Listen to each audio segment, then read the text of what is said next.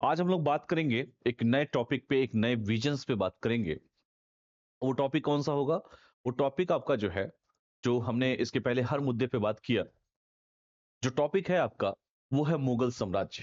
तो इस चैप्टर में हम बात करेंगे बेटा, अध्याय जो है आपका, ये 18 है आपका, मुगल साम्राज्य। क्या है बेटा? मुगल साम्राज्य। चूंकि हमने हर मुद्दे पे बात किया, और हम बात करेंगे बेटा मुगल साम्राज्य के बारे में कि मुगल साम्राज्य में क्या क्या पढ़ना है हमको। मुगल साम्राज्य, जिसमें हम बाबर के बारे में पढ़ेंगे। बाबर के बेटे कौन है बेटा? बाबर का बेटा हुमायूं, उसके बारे में हम पढ़ेंगे और सभी के बारे में एक एक करके हम चर्चा परिचर्चा इसमें करेंगे। क्योंकि आप सभी जानते हैं कि 1526 में पानीपत का प्रथम युद्ध हुआ, और 1526 में बेटा पानीपत के प्रथम युद्ध में आप सभी जानते हैं बाबर और इब्राहिम लोदी के बीच में हुआ। ठीक है, और बाबर की जीत होती है। भारत में शक्ति की प्रक्रिया तथा राजनीतिक सत्ता में परिवर्तन हुआ। तो लिखिए पानीपत का प्रथम युद्ध, लिखिए पानीपत का, लिख लो बेटा पानीपत का प्रथम जो युद्ध है, जो 1526 में हुआ, किसके किसके बीच में हुआ? बाबर वर्सेज इब्राहिम लोदी।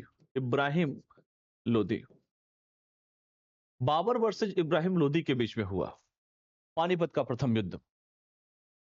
इस युद्ध के परिणाम स्वरूप, चूंकि मैंने कहा इब्राहिम लोदी की पराजय, इसमें जो है इसकी पराजय हो जाती है। इब्राहिम लोदी की क्या हुई बेटा? पराजय हो गई।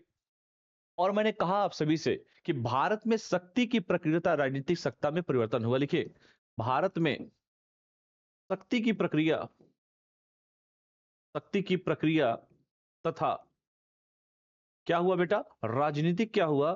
तो राजनीतिक कह सकते हैं इसको कि राजनीतिक क्या हुआ? तो राजनीतिक कह सकते हैं बेटा कि राजनीतिक सत्ता में परिवर्तन किया। राजनीतिक सत्ता में परिवर्तन हुआ, चूंकि बाबर की एंट्री हो चुकी है।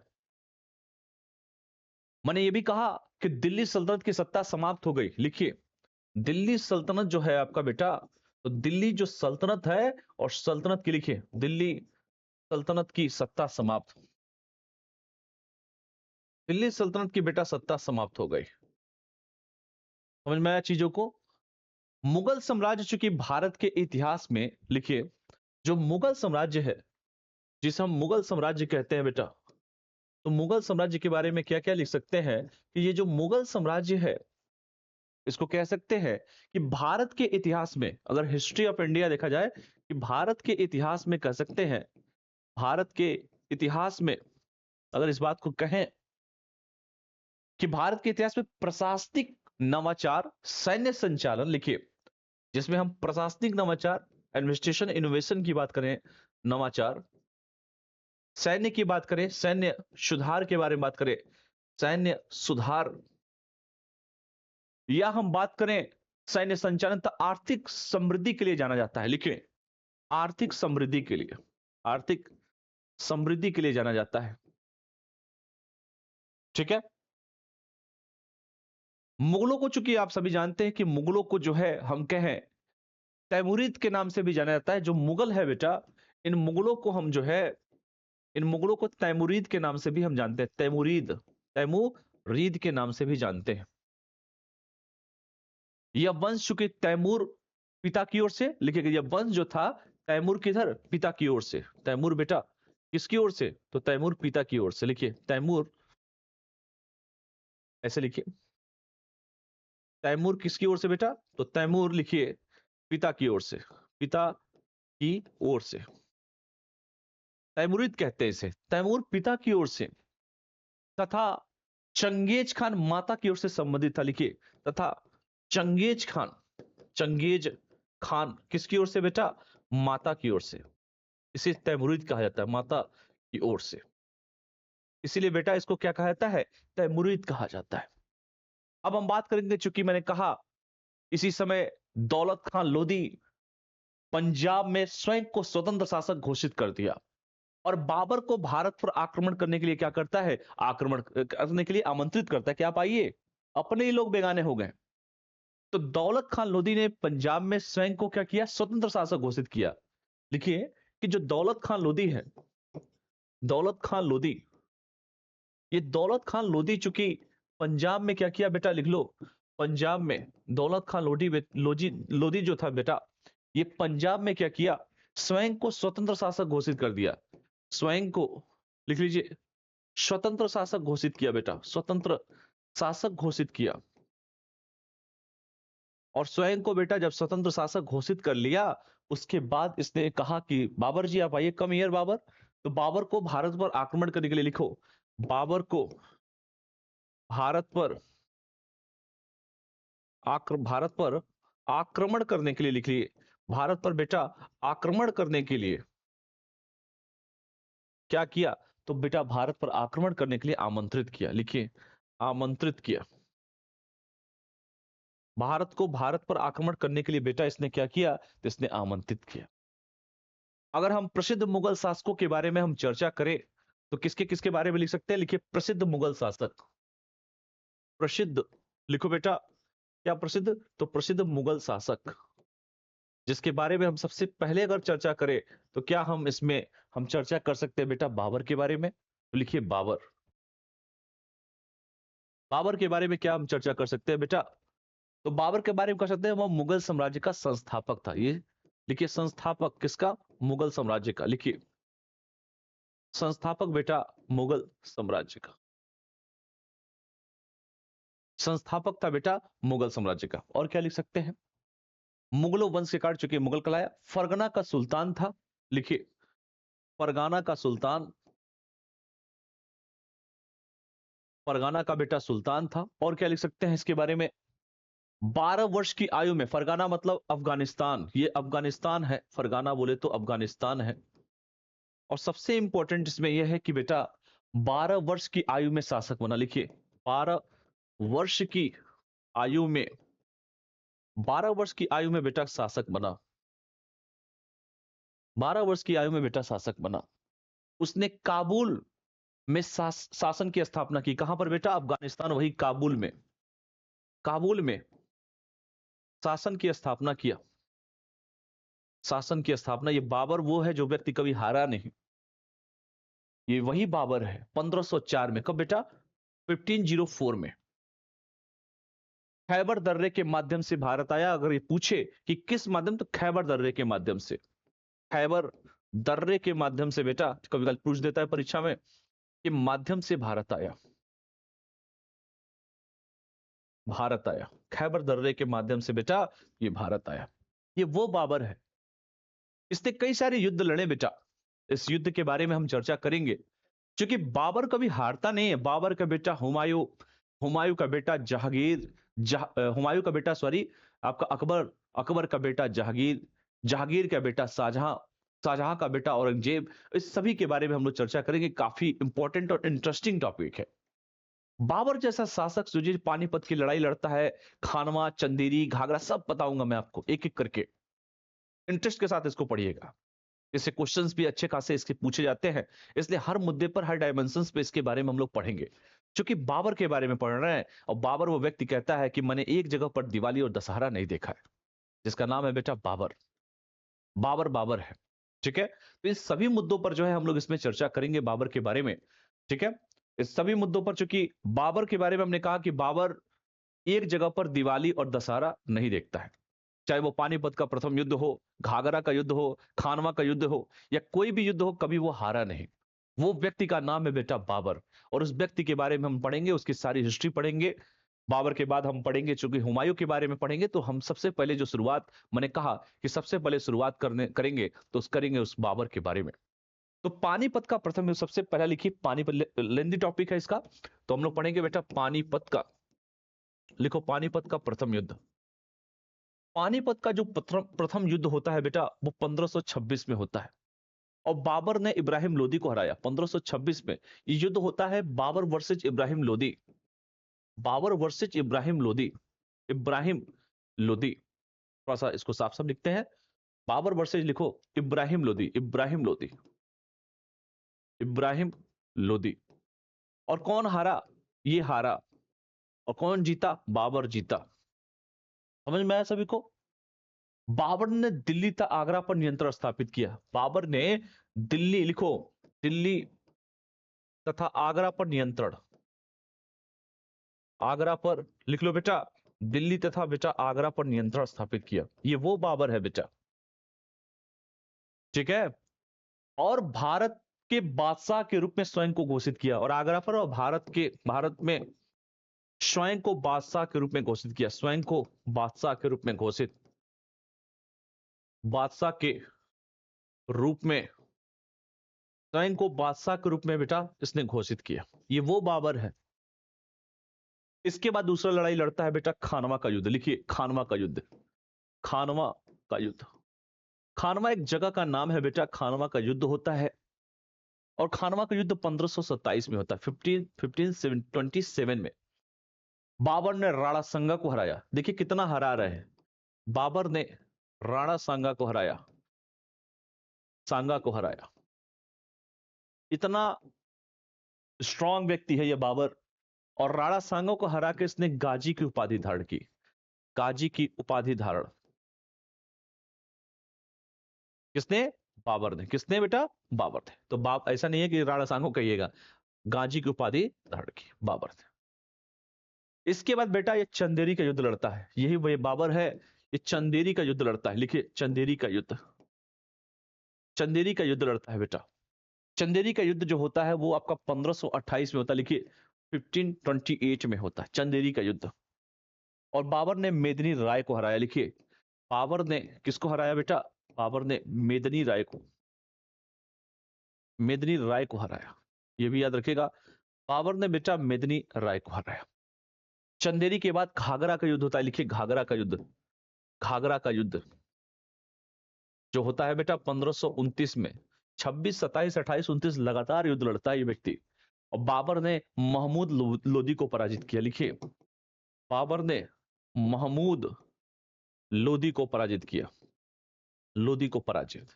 ये उस व्यक्तित्व का नाम है बेटा बाबर, इसीलिए मैं पूरा फोकस कर रहा हूं बाबर पे। चूंकि मैंने कहा कि बाबर जो पानीपत का प्रथम युद्ध भी इसलिए लड़ा क्योंकि विजय के कारण थे, और कम संख्या में जो है सैनिक होने पर भी अधिक संगठित था इसके सैनिक जो थे इतने स्ट्रांग थे ना, जिहाद का नारा देता है बेटा। पानीपत का ही वो प्रथम युद्ध था जिसमें जो है प्रथम बार में बाबर ने बारूद का तोप का पहली बार प्रयोग किया। तो ये भी लिख सकते हैं कि पानीपत का जो प्रथम युद्ध हुआ, इसमें इसमें जो है बाबर ने बारूद तथा तोप का पहली बार यूज किया। बारूद तथा तोप का पहली बार प्रयोग किया। पहली बार बेटा ये प्रयोग किया, याद रखिएगा। तो अगर आपसे कोई पूछे तो आप बताइएगा कि पहली बार प्रयोग किया। भारत में विजय के कारण अगर पूछे कि भारत में बाबर के विजय के कारण, तो लिखिए भारत में बाबर के विजय के कारण। लिखिए भारत में बाबर के बेटा विजय के कारण क्या क्या कारण दे सकते हैं इसमें? कह सकते हैं सर कि उसकी जो उपलब्धियां, जो अचीवमेंट है, सबसे पहला कि पश्चिमोत्तर की ओर से भारत आया। लिखिए पश्चिमोत्तर, लिखो की ओर से भारत आया। लिख लीजिए पश्चिमोत्तर की ओर से बेटा ये भारत आया, और अखिल भारतीय साम्राज्य की इसने स्थापना की। दूसरा पॉइंट लिखिए अखिल भारतीय साम्राज्य की स्थापना किया। अखिल भारतीय साम्राज्य की स्थापना लिख लो बेटा, अखिल भारतीय साम्राज्य की बेटा इसने स्थापना किया। और क्या लिख सकते हैं? राजपूतों तथा क्षत्रिय शक्तियों की शक्ति को समाप्त कर दिया। लिखिए राजपूतों तथा क्षेत्रीय शक्तियों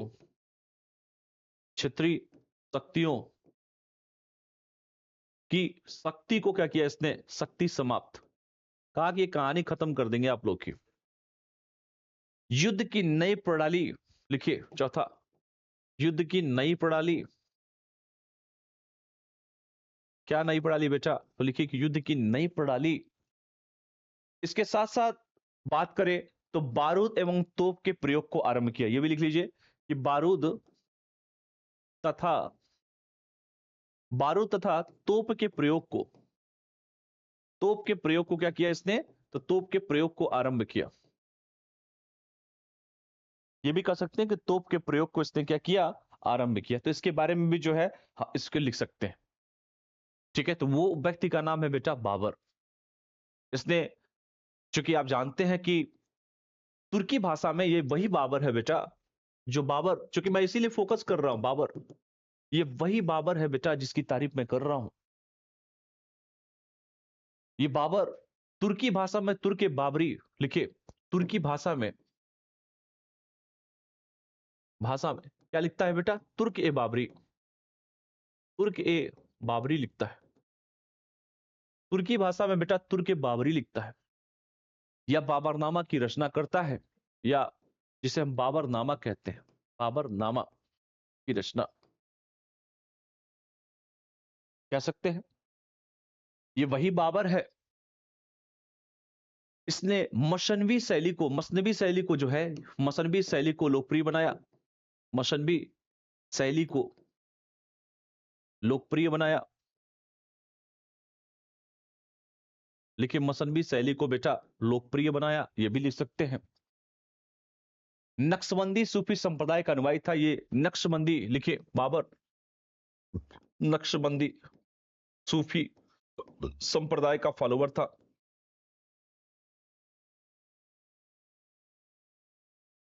सूफी संप्रदाय का कह सकते हैं अनुयायी था, फॉलोवर था। लिखिए ये भी लिख सकते हैं। बाबरनामा का फारसी भाषा में अनुवाद अब्दुल रहीम खानखाना ने किया। ये जो बाबर का बाबरनामा है, बाबरनामा का फारसी में अनुवाद अब्दुल रहीम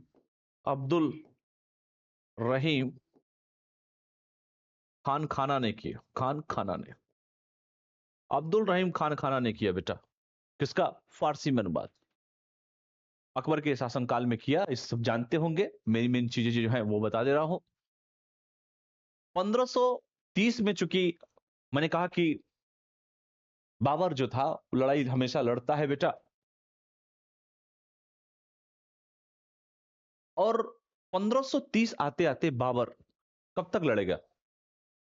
बाबर की मृत्यु हो जाती है 1530 में। 1530 वो ईयर है, मृत्यु हो जाती है। अब बेटा मृत्यु जब हो जाती है इसकी, मुगल साम्राज्य की कई समस्याओं से संघर्ष करता है, ये जानते हैं आप। इसके बाद इसका बेटा आता है, बाबर का जो बेटा है बेटा, तो बाबर का बेटा कौन है? बाबर का पुत्र आता है, उसका नाम है बेटा हुमायूं। मैं दिखाऊंगा अभी कि एक शासक जब मजबूत होता है तो उस समय की स्थिति अलग होती है।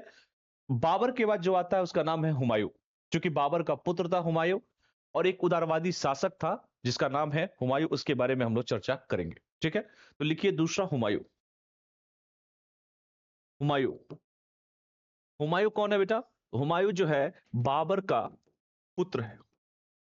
पहली बात ये उदारवादी शासक है, लिख लीजिए शासक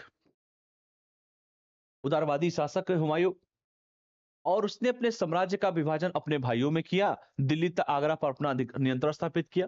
दिल्ली आगरा पर नियंत्रण लिख लीजिए, दिल्ली आगरा पर नियंत्रण, रूल सिक्का सब इसी का चलता है। अगर अभियान के बारे में बात करें बेटा हुमायूं का, तो दौराह का युद्ध लड़ता है 1532 में। 1532 में बेटा दौराह का युद्ध लड़ता है, दौराह का युद्ध लड़ता है, ये जानिए। 1539 में चौसा का युद्ध लड़ता है। 1539 चौसा का युद्ध लड़ता है, ये युद्ध में कमी नहीं है इसके। 1540 में कन्नौज का युद्ध लड़ता है, लिखिए 1540 कन्नौज का युद्ध। ये वही बाबर है। और 1540 में कन्नौज के युद्ध में शेर शाह ने हुमायूं को हरा देता है। इसमें जो है शेर शाह ने हुमायूं को हरा दिया था, हुमायूं को हराया। शेर शाह ने बेटा किसको हराया? हुमायूं को हराया। और उसे दिल्ली से पलायन करना पड़ा। और हुमायूं को किस क्या होना पड़ा बेटा? हुमायूं को दिल्ली से भागना पड़ा, दिल्ली से भागना पड़ा, ठीक है, याद रखिएगा। जो दौराह का युद्ध है, इस युद्ध में हुमायूं ने अफगान सेना को परास्त किया। हुमायूं ने अफगान सेना को परास्त किया, अफगान सेना को परास्त किया, लेकिन ज्यादा दिन तक नहीं चल पाएंगे। परास्त तो कर देते हैं। और शेर खान को हरा के उसने चुनार के किले नियंत्रण, ये सब जानते होंगे, ठीक है, तो याद रखिएगा। और इस युद्ध में चूंकि शेर खान से पराजित हुआ, और इसी शेर खान ने शेरशाह की उपाधि ग्रहण की। ठीक है, तो याद रखिएगा मेन चीजें जो मैंने बताया। इसके बाद अगर हम बात करें थोड़ा सा आगे बढ़ते, चूंकि बाबर को भागना पड़ा, ठीक है, 1555 आते आते, चूंकि मैंने कहा शेरशाह शुरू से इसकी मुकाबला होती है, 1555 में हुमायूं ने, चूंकि यह कहा जाए कि 1555 आते आते हुमायूं ने अफगान सेना को हराकर मुगल साम्राज्य की सत्ता पुनर्स्थापित की। लिखिए 1555 आते आते बेटा, चूंकि ये बाहरी थे, आउट ऑफ कवरेज एरिया थे हुमायूं साहब, और हुमायूं ने अफगान सेना को हराया। लिखिए हुमायूं ने अफगान सेना को हराया, अफगान सेना को हराया। और बेटा जब अफगान सेना को ये हरा दिए, ये तो हुआ क्या, अफगान सेना को ये हरा दिया और मुगल साम्राज्य की सत्ता पुनः स्थापित की। लिखिए मुगल साम्राज्य की सत्ता पुनर्स्थापित की। सत्ता क्या की बेटा, पुनर्स्थापित। जब कोई राजा रहता है, सत्ता चली जाती है, बड़ा दुख होता है। हुमायूंनामा उसकी जीवनी है जिसकी रचना सौतेली बहन गुलबदन बेगम ने किया है। जो हुमायूंनामा है ना बेटा, हुमायूंनामा, हुमायूंनामा क्या है, उसकी जीवनी है। किसने लिखा है बेटा, उसकी सौतेली बहन, उसकी, लिखिए बेटा उसकी कौन, उसकी सौतेली बहन, क्या नाम है, लिखिए सौतेली बहन गुलबदन बेगम, गुलबदन बेगम ने लिखा, बदन बेगम, बेगम। ठीक है, याद रखिएगा, परीक्षा में पूछता है आपसे। हुमायूं वो व्यक्ति है जिस हुमायूं के बारे में हम इतनी चर्चा कर रहे हैं। देखिए क्या क्या किया इसने। अकबर के पिता है, दीन पना नामक किले का निर्माण कराया दिल्ली में, दिल्ली में दीन पना नामक किले का निर्माण। लिखिए दीन पना नामक किले का निर्माण, किले का निर्माण, तीन पना नामक दिल्ली में किले का निर्माण करवाया। और उसने अपनी दूसरी राजधानी क्या बनाई बेटा, तीन पर किले का निर्माण कराया और अपनी दूसरी राजधानी बनाई। क्या बनाया, दूसरी राजधानी, सेकंड राजधानी, सेकंड राजधानी, ये भी कह सकते। उसने, अगर बात करें, उसकी पत्नी का नाम था हाजी बेगम ने, क्योंकि हुमायूं की पत्नी का नाम क्या था बेटा, हाजी बेगम। अकबर की मम्मी, पत्नी का नाम बेटा हाजी बेगम। अगर उसकी पत्नी, चूंकि मैंने कहा हाजी बेगम ने दिल्ली में हुमायूं के मकबरे का निर्माण करवाया, दिल्ली में हुमायूं के मकबरे का निर्माण करवाया। हुमायूं के मकबरे का क्या किया बेटा, तो हुमायूं के मकबरे का निर्माण करवाया, जो आज यूनेस्को की विश्व विरासत सूची में है। ये क्या है बेटा, यूनेस्को की विश्व विरासत सूची में, लिख लीजिए यूनेस्को की विश्व विरासत सूची में है। लिखिए विश्व विरासत सूची में, विश्व विरासत सूची में है बेटा। आप सभी जानते हैं कि मीर सैयद अली अब्दुल समद उसके दरबारी चित्रकार थे। हुमायूं के मीर सैयद अली, मीर सैयद अली तथा अब्दुल समद, तथा मीर सैयद अली तथा बेटा अब्दुल समद उसके दरबारी चित्रकार, अब्दुल समद उसके दरबारी चित्रकार, उसके, लिख लीजिए दरबारी चित्रकार थे बेटा, दरबारी चित्रकार थे, ये भी कह सकते हैं। ठीक है, हुमायूं की मृत्यु, जो उसकी मृत्यु की बात करें अगर हुमायूं की, तो 1500 जो है, आप जानते हैं कि 56 में जो है, लिखिए 1556 में कहां पर बेटा, दीन पना, दीन पना जो है अगर कहा जाए, तो 1556 में बेटा दीन पना में स्थित पुस्तकालय में स्थित पुस्तकालय में क्या हुआ बेटा, पुस्तकालय में जो शेर मंडल की सीढ़ियों से गिरने के कारण हो गया, सीढ़ियों से गिरने के कारण मन हुआ, पुस्तकालय में सीढ़ियों से गिरने से कारण हो गया, सीढ़ियों से गिरने के कारण हो गया, कारण हो गया, गिरने के कारण हो गया, ये भी याद रखिएगा, इस गिरने के कारण ये हो गया। ये जितने भी पॉइंट्स मैं आप सभी को बता रहा हूं काफी इंपॉर्टेंट है और आपसे परीक्षा में सब क्वेश्चंस आपसे पूछे जाते हैं, ये सब याद रखिएगा। ठीक है, ये जितने भी पॉइंट आपको मैं बता रहा हूं, ये सभी आपके पेपर में बेटा पूछे जाते। ठीक है। इसके बाद अगर हम बात करें और भी चीजों को लेकर, ठीक है, और भी चीजों को लेकर अगर हम बात करें बेटा, जो मैं बात कर रहा था, आरंभिक इसकी उपलब्धियां अगर हम बात करें, जो आरंभिक उपलब्धियों के बारे में अगर हम चर्चा करें, आरंभिक उपलब्धियां, आरंभिक उपलब्धियां क्या क्या इसकी मेन उपलब्धियां थी, मेन क्या उपलब्धियां थी, इसकी उपलब्धियों पे बात करें तो कह सकते हैं कि बारूद का प्रयोग, सबसे पहला लिखिए बारूद का प्रयोग, लिखिए बेटा बारूद का प्रयोग, पहला पॉइंट तो यही लिखिए, किसने बारूद का प्रयोग किया। दूसरा लिखिए जो मेन चीजें हैं, तुजुके बाबरी की रचना, बाबरनामा की रचना, तुजुके बाबरी के बारे में कह सकते हैं बेटा, बाबरनामा की रचना, बाबरनामा की रचना, ये भी कह सकते हैं। तीसरा बेटा दीन पनाह के बारे में लिख सकते हैं, मुगल गार्डन के बारे में लिख सकते हैं, लिखिए दीन पनाह, पनाह के बारे में लिख सकते हैं, मुगल गार्डन के बारे में लिख सकते हैं, मुगल गार्डन। आज इस मुगल गार्डन के बारे में सुनते हैं बेटा, तब हुमायूं की तो देन है। तो ये सारी चीजें आप सभी को याद रखना पड़ेगा। ठीक है। इसके बाद चूंकि इसी का समकालीन, चूंकि शेरशाह से हारा था, भागा था, तो लिखिए शेरशाह सूरी, चूंकि सूर वंश का था इसलिए उसका नाम पड़ गया शेर, शेर से लड़ाई किया था इसलिए उसका नाम पड़ा बेटा शेरशाह सूरी। जो शेरशाह सूरी है ना बेटा, सूरवंश के शासन की शुरुआत किसने, सूरवंश, लिखिए सूरवंश के शासन की शुरुआत, लिखिए शासन किसने क्या किया बेटा, शासन की शुरुआत किया। इसका नाम, मूल नाम क्या था, फरीद था, मूल नाम इसका फरीद था, फरीद। ठीक है। इसके साथ साथ अगर हम बात करें, जो मूल नाम था बेटा इसका फरीद था, वह एक सैन्य संचालक, रणनीतिकार था, राजनीतिक दूरदर्शी प्रशासक था। उसने सासाराम में अपने मकबरे का निर्माण करवाया। कहां पर बेटा, सासाराम में, सासाराम में मकबरे का निर्माण करवाया, सासाराम में मकबरे का निर्माण करवाया। ठीक है, याद रखिएगा सासाराम चूंकि बिहार में है, और सासाराम में बेटा मकबरे का उसने निर्माण करवाया। उसने अपना गवर्नर, कह सकते हैं बेटा बहार खान लोवानी के अंतर्गत सेवाएं दी। यह भी याद रखिएगा कि उसने अपने आरंभ में उसने अफगान गवर्नर, आरंभ की बात करें बेटा तो आरंभ में अफगान गवर्नर,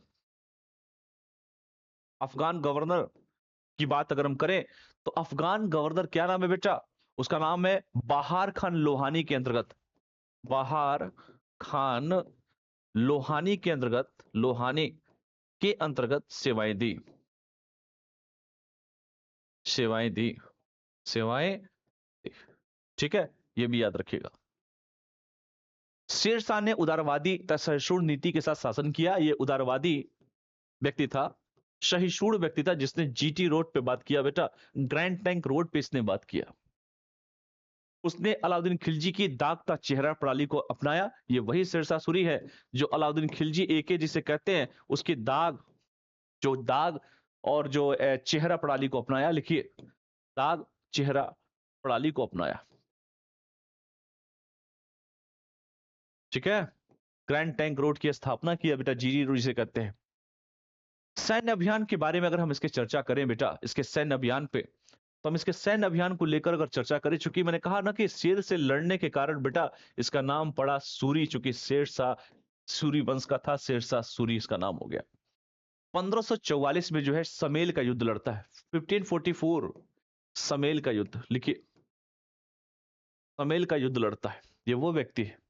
1545 में कालिंजर का युद्ध लड़ता है, 1545 कालिंजर का युद्ध लड़ता है, कालिंजर का युद्ध लड़ता है बेटा, समझ में आया। और कालिंजर के किले पर नियंत्रण के लिए युद्ध में शेरशाह की मृत्यु तोप फटने से हुई थी। इसी में इस युद्ध लड़ते समय, युद्ध लड़ते समय तोप फटने से, तोप फटने से बेटा मृत्यु हो जाती है। बात समझ में आया। अगर इसके प्रशासन की बात की जाए, ये आम व्यक्ति नहीं था, जब तक रहा होता तो बहुत कुछ किया होता, प्रशासन परेशान करके रख दिया था हुमायूं को, जबकि अकबर के बेटे थे वो। शेरशाह ने दिल्ली सल्तनत में प्रचलित प्रशासनिक विभागों में परिवर्तन नहीं किया। मुगलों तथा अंग्रेजों को इसके द्वारा अपनाए गए जो प्रशासनिक विभाजन को मुगलों तथा अंग्रेजों ने भी बाद में अपनाया। ठीक है, शेरशाह ने संपूर्ण साम्राज्य को लिखे, संपूर्ण साम्राज्य को लिखिए, संपूर्ण साम्राज्य को बेटा इसने क्या किया, संपूर्ण 47 सरकारों में विभाजित किया, 47 सरकारों में विभाजित 47 बेटा सरकारों में इसने विभाजित किया। मुंसिफ या लिखिए मुंसिफ, लिख लो बेटा मुंसिफ, या अगर हम कहें आमिल, भू राजस्व के संग्रह की देखरेख करने वाला अधिकारी था। आमिल, भू राजस्व की करने वाला मुंसिफ या आमिल, लैंड रेवेन्यू का देख रेख करने वाला अधिकारी। लिख लो बेटा देख रेख करने वाला बेटा अधिकारी होता था। देख रेख करने वाला अधिकारी को हम बोलते थे। ठीक है, इसके साथ साथ और भी चीजों पर अगर हम बात करें बेटा, सिकदार जो की बात करें हम, सिकदार मेन चीज लिख लीजिए कि सिकदार शिखर दरान, लिखिए सिकदार लिख लो बेटा सिकदार जो हम बात करें सिकदारान, ये कौन थे बेटा, कानून एंड व्यवस्था, लिखिए लाइन एंड रेवेन्यू, कानून एंड व्यवस्था की बात अगर करें तो कानून व्यवस्था तब मुंसिफ मुंसिफान लिखिए, तथा मुंसिफ मुंसिफान मुंसिफान, तो ये क्या थे बेटा, जो न्याय विभाग का प्रधान होता था बेटा, ये न्याय विभाग का प्रधान होता था, न्याय विभाग का प्रधान। प्रत्येक सरकार के स्तर पर उच्च अधिकारी थे, ये सब थे। प्रत्येक सरकार का विभाजन परगना में किया इसने, लिखिए प्रत्येक सरकार का विभाजन परगना में किया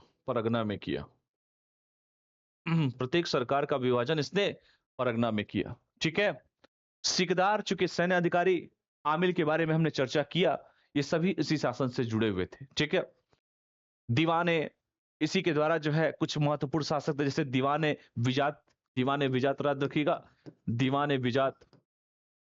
दीवाने विजात का मतलब हुआ, दीवाने विजात का अर्थ क्या हुआ बेटा, कि सुरक्षा था वित्त विभाग, राजस्व तथा, लिखिए ऐसे लिखिए राजस्व तथा वित्त विभाग, लिखिए राजस्व तथा वित्त विभाग, लिखिए राजस्व तथा वित्त विभाग, जिसके प्रमुख क्या होते थे, वजीर होते थे। ठीक है, इसके प्रमुख क्या होते थे बेटा, इसके प्रमुख वजीर होते थे। प्रमुख क्या होते थे, इसके प्रमुख को वजीर कहते थे, वजीर, इसके प्रमुख को बेटा हम वजीर कहते थे, जिसकी सहायता के लिए अमील होते थे। इसकी सहायता के लिए बेटा क्या होते थे, सहायता के लिए अमील होते थे। और अमील के बारे में अभी हमने आपसे चर्चा किया। ठीक है, राजस्व अधिकारी, ये कौन था, अमील राजस्व अधिकारी था, राजस्व अधिकारी। तो उसके नाम क्या गया बेटा, अधिकारी लिखा हुआ है, राजस्व अधिकारी। तथा कानून को राजस्व दस्तावेज संग्रह, तथा कानून को आज भी जो है ना लैंड रेवेन्यू, कानून को राजस्व, कौन बेटा, तो राजस्व जो कौन सा, तो राजस्व दस्तावेज संग्रह, लिखिए दस्तावेज जो संग्रह का काम करते हैं, जिसे कानून गो कहते हैं, कानून एंड गो नियुक्त किए जाते हैं। ये वही व्यक्ति है, अगर हम बात करें बेटा, जिसने दीवान ए आरिज, सैन्य विभाग, दीवान ए आरिज, जिसका नाम है बेटा सैन्य विभाग, लिख लीजिए दीवान ए आरिज का मतलब होता है सैन्य विभाग। सैन्य विभाग की बात की इसने, जिसका प्रमुख आरिजे मामलुक कहलाता था, आरिजे मामलुक, इसका जो प्रधान होता था आरिजे मामलुक कहलाता था, आरिजे मामलुक, आरिज ए मामलुक कहलाता था, मामलुक, आरिजे मामलुक कहलाता था। दीवान ए रिसालत, लिख लीजिए दीवान ए रिसालत, दीवान ए रिसालत। और दीवान ए रिसालत को बेटा हम क्या बोलते थे, तो दीवान ए रिसालत मतलब विदेशी मामलों का विभाग, लिखिए फॉरेन मिनिस्ट्री जिसे कहते हैं, विदेशी मामलों का विभाग, जिसका प्रमुख विदेश मंत्री, इसका प्रमुख क्या होता था, इसका प्रमुख बेटा विदेश मंत्री होता था। क्या होता था, विदेश मंत्री। इसका प्रमुख बेटा विदेश मंत्री होता था। इसके साथ साथ दीवान ए बरीद, लिख लीजिए, दीवान ए बरीद मतलब गुप्तचर विभाग। दीवान ए बरीद, दीवान ए बरीद यानी कि क्या बेटा, गुप्तचर विभाग, लिखिए गुप्तचर विभाग। और दीवान ए बरीद माने गुप्तचर विभाग होता था बेटा, और दीवान ए बरीद माने गुप्तचर विभाग। इसका प्रमुख बरीद ए मामलिक होता था। इसका प्रमुख बरीद ए, इसका प्रमुख कौन होता था बेटा, तो बरीद ए, इसे हम मामलिक कहते हैं, मामलिक, मामलिक कहलाता था, बरीद ए मामलिक कहलाता था। ठीक है। दीवान ए इंसा, लिखिए दीवान ए इंसा।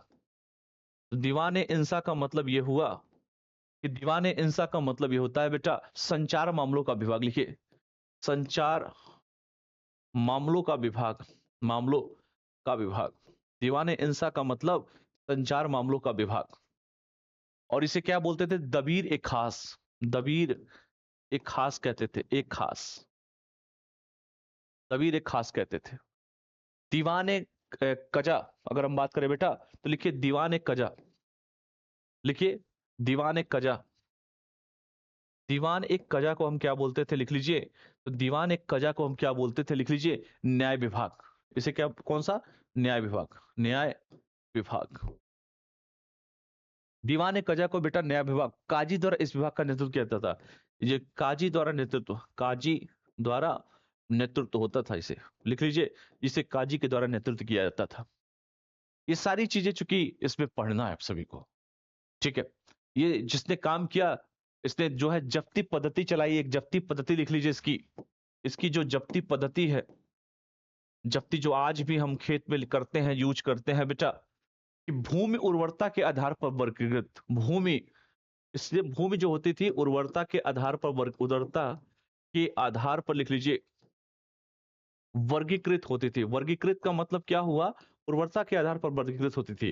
जैसे कुछ भूमि को हम क्या बोलते थे बेटा, कुछ भूमि को श्रेष्ठ, मध्यम था, बंजर। कोई अच्छी भूमि थी, श्रेष्ठ थी, कोई मध्यम भूमि थी, और कोई बेटा बंजर भूमि थी। इसको तीन पार्ट में हम जो है इसको बांट सकते हैं।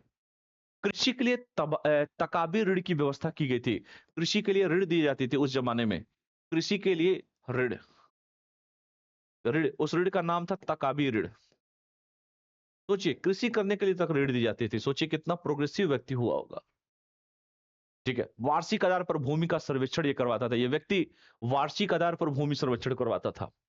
लिखिए वार्षिक आधार पर भूमि का सर्वेक्षण होता था उस जमाने में, सोचिए लैंड का सर्वेक्षण होता था, भूमि सर्वेक्षण वार्षिक आधार पर। सड़क मार्ग किसने स्थापना कराया, सड़क मार्ग का, सड़क मार्ग की स्थापना करवाया। सोचिए वो व्यक्ति उस समय कितना प्रोग्रेसिव व्यक्ति होगा। ठीक है। सरायों का निर्माण करवाया, लिखिए सरायों का निर्माण करवाया, सरायों का निर्माण कराया। कितना प्रोग्रेसिव होगा, आज नेता ना करा पाए सब काम। ये सारी चीजें चूंकि इसके बारे में हमको लिखना है। ठीक है। शेरशाह की चूंकि आप जानते हैं कि इसके बाद सीधे अकबर आता है। अकबर, चूंकि महान सम्राट अकबर के बारे में हम लोग पढ़ेंगे बेटा, तो लिखिए अगला जो इसमें है अकबर के बारे में। अकबर हुमायूं का बेटा है बेटा, अकबर, अकबर, अकबरनामा। और अकबर जो है आप सभी जानते हैं कि अकबर हुमायूं का बेटा, हुमायूं का बेटा। और 1556 से बेटा 1605 तक इसका शासनकाल था। अल्लाह अकबर, क्योंकि अकबर आप जानते हैं हामिदा बानो बेगम का पुत्र था। इसकी मम्मी का नाम क्या था, हामिदा बानो बेगम, हामिदा बानो बेगम।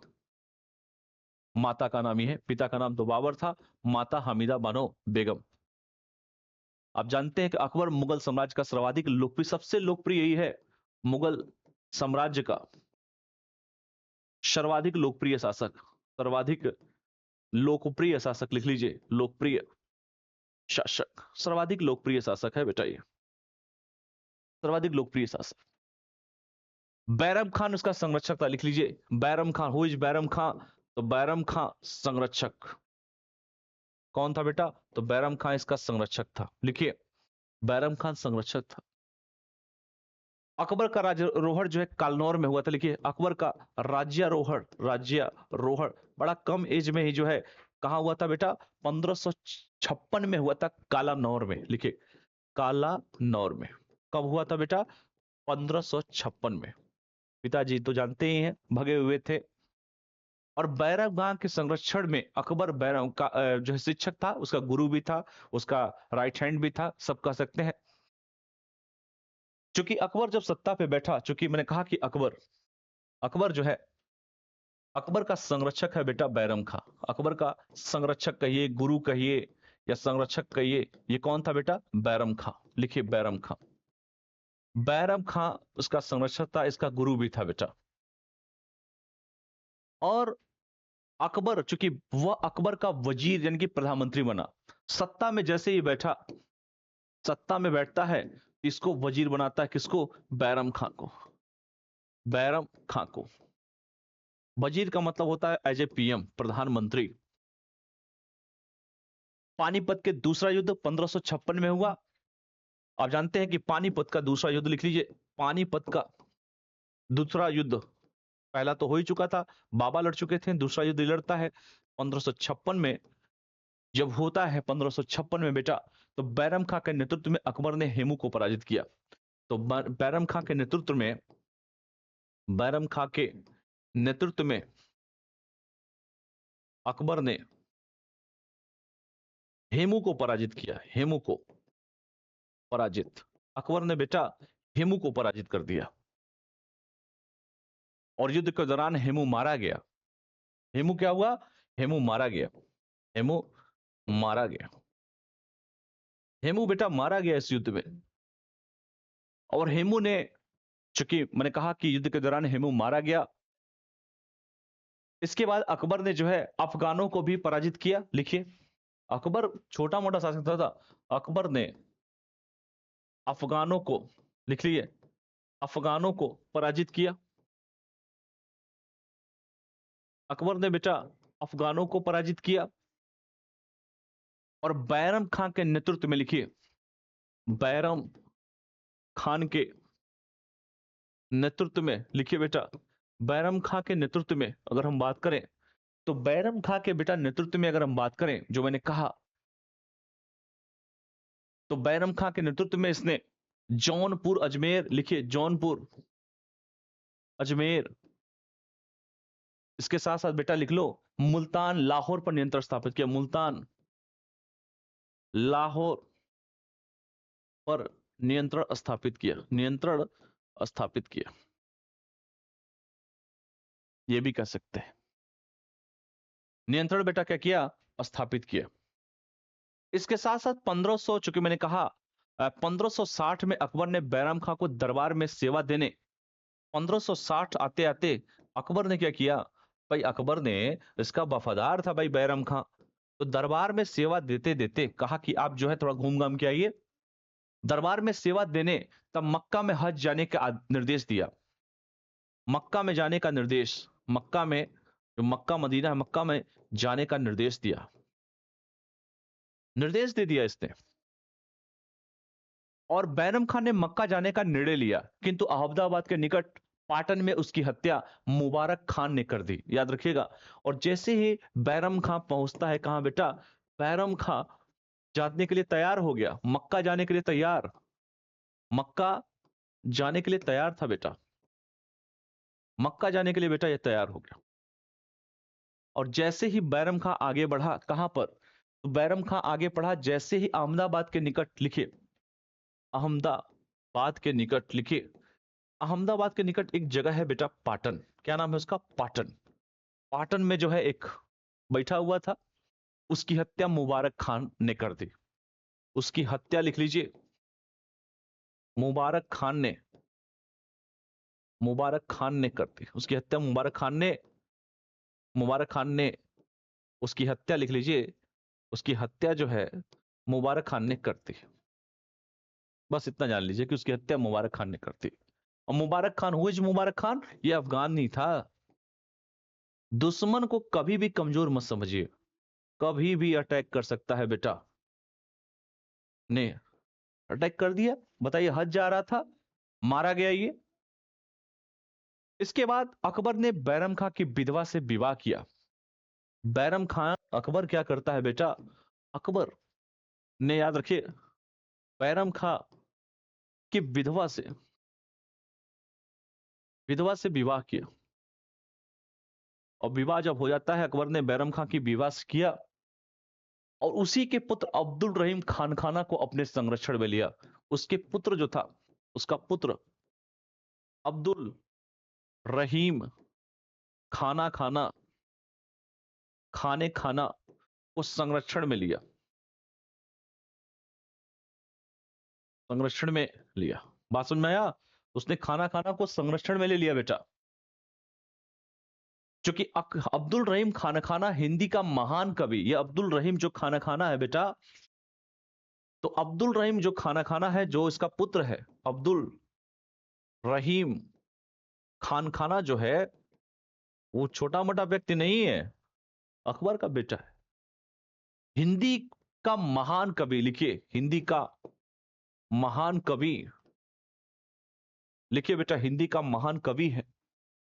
तो अकबर के नवरत्न में ये शामिल था, तथा अकबर के नवरत्न में शामिल, अकबर के बेटा नवरत्न में शामिल था। छोटा मोटा व्यक्ति थोड़े है। ठीक है, तो ये सारी चीजें आप सभी जानिएगा, ये सब लिखिएगा आप सभी।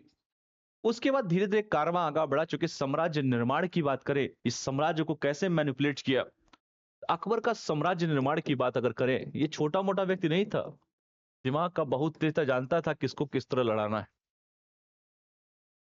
चूंकि इसके शासन काल में अगर देखेंगे तो मुगल साम्राज्य का जो विस्तार था बेटा, जो इसके शासन काल में देखें तो मुगल साम्राज्य का, लिखिए मुगल साम्राज्य का विस्तार, लंबा चौड़ा विस्तार किया इसने, अल्लाह अकबर तक करवा दिया लोगों से। कहा काबुल, लिखिए काबुल, कांधार, लिखिए कांधार, लिखिए बेटा काबुल हुआ, कांधार हुआ, कश्मीर, गुजरात, राजस्थान, लिखिए कश्मीर, गुजरात, राजस्थान, ठीक है, उड़ीसा, बंगाल, मालवा, दक्कन, सभी जगह था। उड़ीसा लिख लीजिए, बंगाल, बंगाल, मालवा तथा दक्कन, सभी जगह था इसका। इतना बड़ा कार्य कर दिया इसने। इसके लिए क्या क्या इसने पॉलिसीज अपनाई, तो सबसे पहला इसका मेन काम था बेटा राजपूत नीति। राजपूतों को बड़े पद पर कहा सम्मान देना है, झोला भर के सम्मान दो। राजपूत, पहला लिखिए कि राजपूत नीति, राजपूतों के साथ इसने जो है संधि की, राजपूत नीति, कि भैया राजपूतों को सम्मान। चूंकि राजपूत क्या है, राजपूत आप सब जानते हैं कि सम्मान के भूखे हैं। इन्होंने राजपूतों को सबसे ऊंचा पद दिया, सबसे ऊंचा पद, कि सर आपको पद चाहिए, पद ले लो, कोई दिक्कत नहीं है। राजपूत शासकों को उसने सेनानायक या मनसबदार बनाकर, इनको जो है सेनानायक या मनसबदार, तक कोई दिक्कत नहीं, आप हमारे सेनानायक, अब लड़ाकू प्रवृत्ति के है, सेनानायक बनिए, मनसबदार बनिए, विभिन्न पदों पर आसीन किया। लिखो विभिन्न पदों पर आसीन किया बेटा। इसको पता था लड़ाना कैसे है। ठीक है, जैसे मान सिंह, जानते हैं ना, और इनको इन्हीं के विरुद्ध युद्ध लड़ाया। आप याद है ना, महाराणा प्रताप से लोहा लिया, लड़वा दिया एकदम। राजपूतों के साथ वैवाहिक संबंध स्थापित किए, जिसका एक जीता जागता उदाहरण है जोधा जी। जोधा ना होती तो अकबर महान नहीं होता। कछवाहा वंश की राजकुमारी थी। ठीक है, इसके साथ साथ हल्दी घाटी के युद्ध महाराणा प्रताप के साथ ये लड़ता है। हल्दी घाटी का युद्ध महाराणा प्रताप के साथ लड़ता है। महाराणा प्रताप के साथ लड़ता है, ये जानते ही होंगे। समझ में आया? दूसरा पॉलिसी लिखिए दक्कन नीति। इसकी जो दक्कन पॉलिसीज है अकबर की, देखिए दक्कन नीति, दक्कन पॉलिसी में क्या लिखेंगे बेटा, दक्कन नीति क्या लिखेंगे इसकी, कि अकबर ने दक्कन के शासकों को मुगल सेना का अधीनस्थ लाने के लिए अपनी दक्कन नीति का दिया। पहले उसने दक्षिणी राज्यों के लिए राजनीतिक मिशन प्रेषित किया, बाद में सैन्य अभियानों के माध्यम से जो है उसने अधिग्रहण किया। ठीक है, तो याद रखिएगा अहमदनगर के कुछ, इसने अहमदनगर के कुछ हिस्से पर, अहमदनगर के कुछ हिस्से पर क्या किया, तो अहमदनगर के बेटा कुछ पार्ट्स पर, कुछ हिस्से पर क्या किया, इसने अधिकार कर लिया, अधिकार कर लिया, अधिकार कर लिया। तो ये इसकी दक्कन नीति है, याद रखिएगा, लिख सकते हैं दक्कन इसकी नीति। इसके बाद अगर हम बात करें बेटा इसका प्रशासन, एडमिनिस्ट्रेशन पावर, इसकी प्रशासन की बात करें, अकबर के प्रशासन की बात, प्रशासन पढ़ा लिखा नहीं है लेकिन इतिहास के पन्नों में स्वराक्षरों में नाम इसका अंकित है। दिल्ली सल्तनत के कई प्रशासनिक जो है विशेषताओं को जो है एज इट रखा। जो दिल्ली सल्तनत के जो रूल्स चल रहे थे उस रूल्स को जो है एज इट रखा, सेम रूल सेम रखा। का कोई दिक्कत नहीं है, जो चल रहा है चलने दो, कोई दिक्कत नहीं है। कुछ परिवर्तन किए, यहां तक कि शेरशाह सूरी ने मुगल प्रशासन अत्यधिक प्रभावित किया, ये कर सकते हैं इसने। इसने जो है जो केंद्रीय प्रशासन अगर कहा, इसका जो एडमिनिस्ट्रेशन पावर देखेंगे, केंद्रीय प्रशासन मान लीजिए है, ये केंद्रीय प्रशासन प्रशासन है। केंद्रीय प्रशासन के नीचे कौन है बेटा? शासक है। भाई शासक सबसे बड़ा, शासक से बड़ा कौन हो सकता है? शासक के नीचे बेटा वजीर है, वजीर। शासक के नीचे कौन है? वजीर है, जिसे दीवान ए आला कहते हैं। क्या कहते हैं बेटा? दीवान ए आला। सब पढ़ा होगा आप लोगों ने, दीवान ए आला। वजीर के नीचे कौन है बेटा? मीर बख्शी है, गुप्तचर वाला मीर बख्शी। मीर बख्शी के नीचे कौन है बेटा? तो मीर बख्शी के नीचे मीर समन है, मीर समन लिखिए, मीर समन। मीर समन के नीचे कौन है? तो मीर समन के नीचे बेटा जो सत्र उस कह सकते हैं मुख्य काजी है, मुख्य काजी लिखिए। मुख्य कौन है बेटा? ये प्रोसेस है अकबर का, ये प्रशासन का एक तरीका है। और मुख्य काजी के अंतर्गत कौन है? मुहतसीब है। मुख्य काजी के अंतर्गत कौन है? मुहतसीब है, मुहतसीब, मुहतसीब है बेटा। ठीक है, तो याद रखें, जो लोगों की नैतिकता का निर्धारण करने वाला, ये कौन था? ये लोगों की नैतिकता का निर्धारण करने वाला, लोगों की नैतिकता, एथिक्स के बारे में नैतिकता का निर्धारण करने वाला अधिकारी था, मुतसीब करने वाला अधिकारी, करने वाला अधिकारी। हल्का फुल्का व्यक्ति अकबर थोड़े था, सब तरह के लोगों को लगाया गियर में। ठीक है, इसके सारी चीजों को अगर देखें बेटा, महत्वपूर्ण जो प्रांतीय अधिकारियों की इसने नियुक्ति की, जैसे परगना की नियुक्ति की, सूबा, परगना, ये सब चीजें इसने किया। ठीक है, इन सभी चीजों को लेकर हम आगे बढ़ेंगे। ठीक है, याद रखना। तो इसने जो है कुछ महत्वपूर्ण प्रांतीय अधिकारियों की नियुक्ति की। प्रांतीय जो अधिकारी इसके हैं, प्रांतीय अधिकारी, प्रांतीय अधिकारी में किसके किसका नाम लिख सकते हैं बेटा? लिख लीजिए। तो प्रांतीय अधिकारियों में आप कह सकते हैं सर सूबा, पहला सूबा। सूबा के बाद कौन आता है बेटा? तो सूबा के बाद जो कहा जाए परगना, लिखिए परगना, परगना। परगना के बाद अगर कौन आएगा बेटा? लिखो। तो परगना के बाद अगर हम बात करें बेटा तो गांव आया, ग्राम। इस तरह की इसका ये प्रांतीय अधिकारी इसके थे। अगर भू राजस्व की बात करें, भू राजस्व प्रशासन, भू राजस्व व्यवस्था, भू राजस्व, तो जैसे जैसे रखता है शेरशाह सूरी, वैसे ये भी रखता है। शेरशाह सूरी के द्वारा जो है, शेरशाह सूरी के जैसा लिखिए, शेरशाह सूरी जैसा कहा जा सकता है, उसी को फॉलो भी करता है ये। जब्ती या बंदोबस्त प्रणाली के रूप में जानता है, जब्ती या बंदोबस्त प्रणाली का ये भी यूज किया, जब्ती या बंदोबस्त प्रणाली, जब्ती या बंदोबस्त प्रणाली यूज किया, ये भी कह सकते हैं।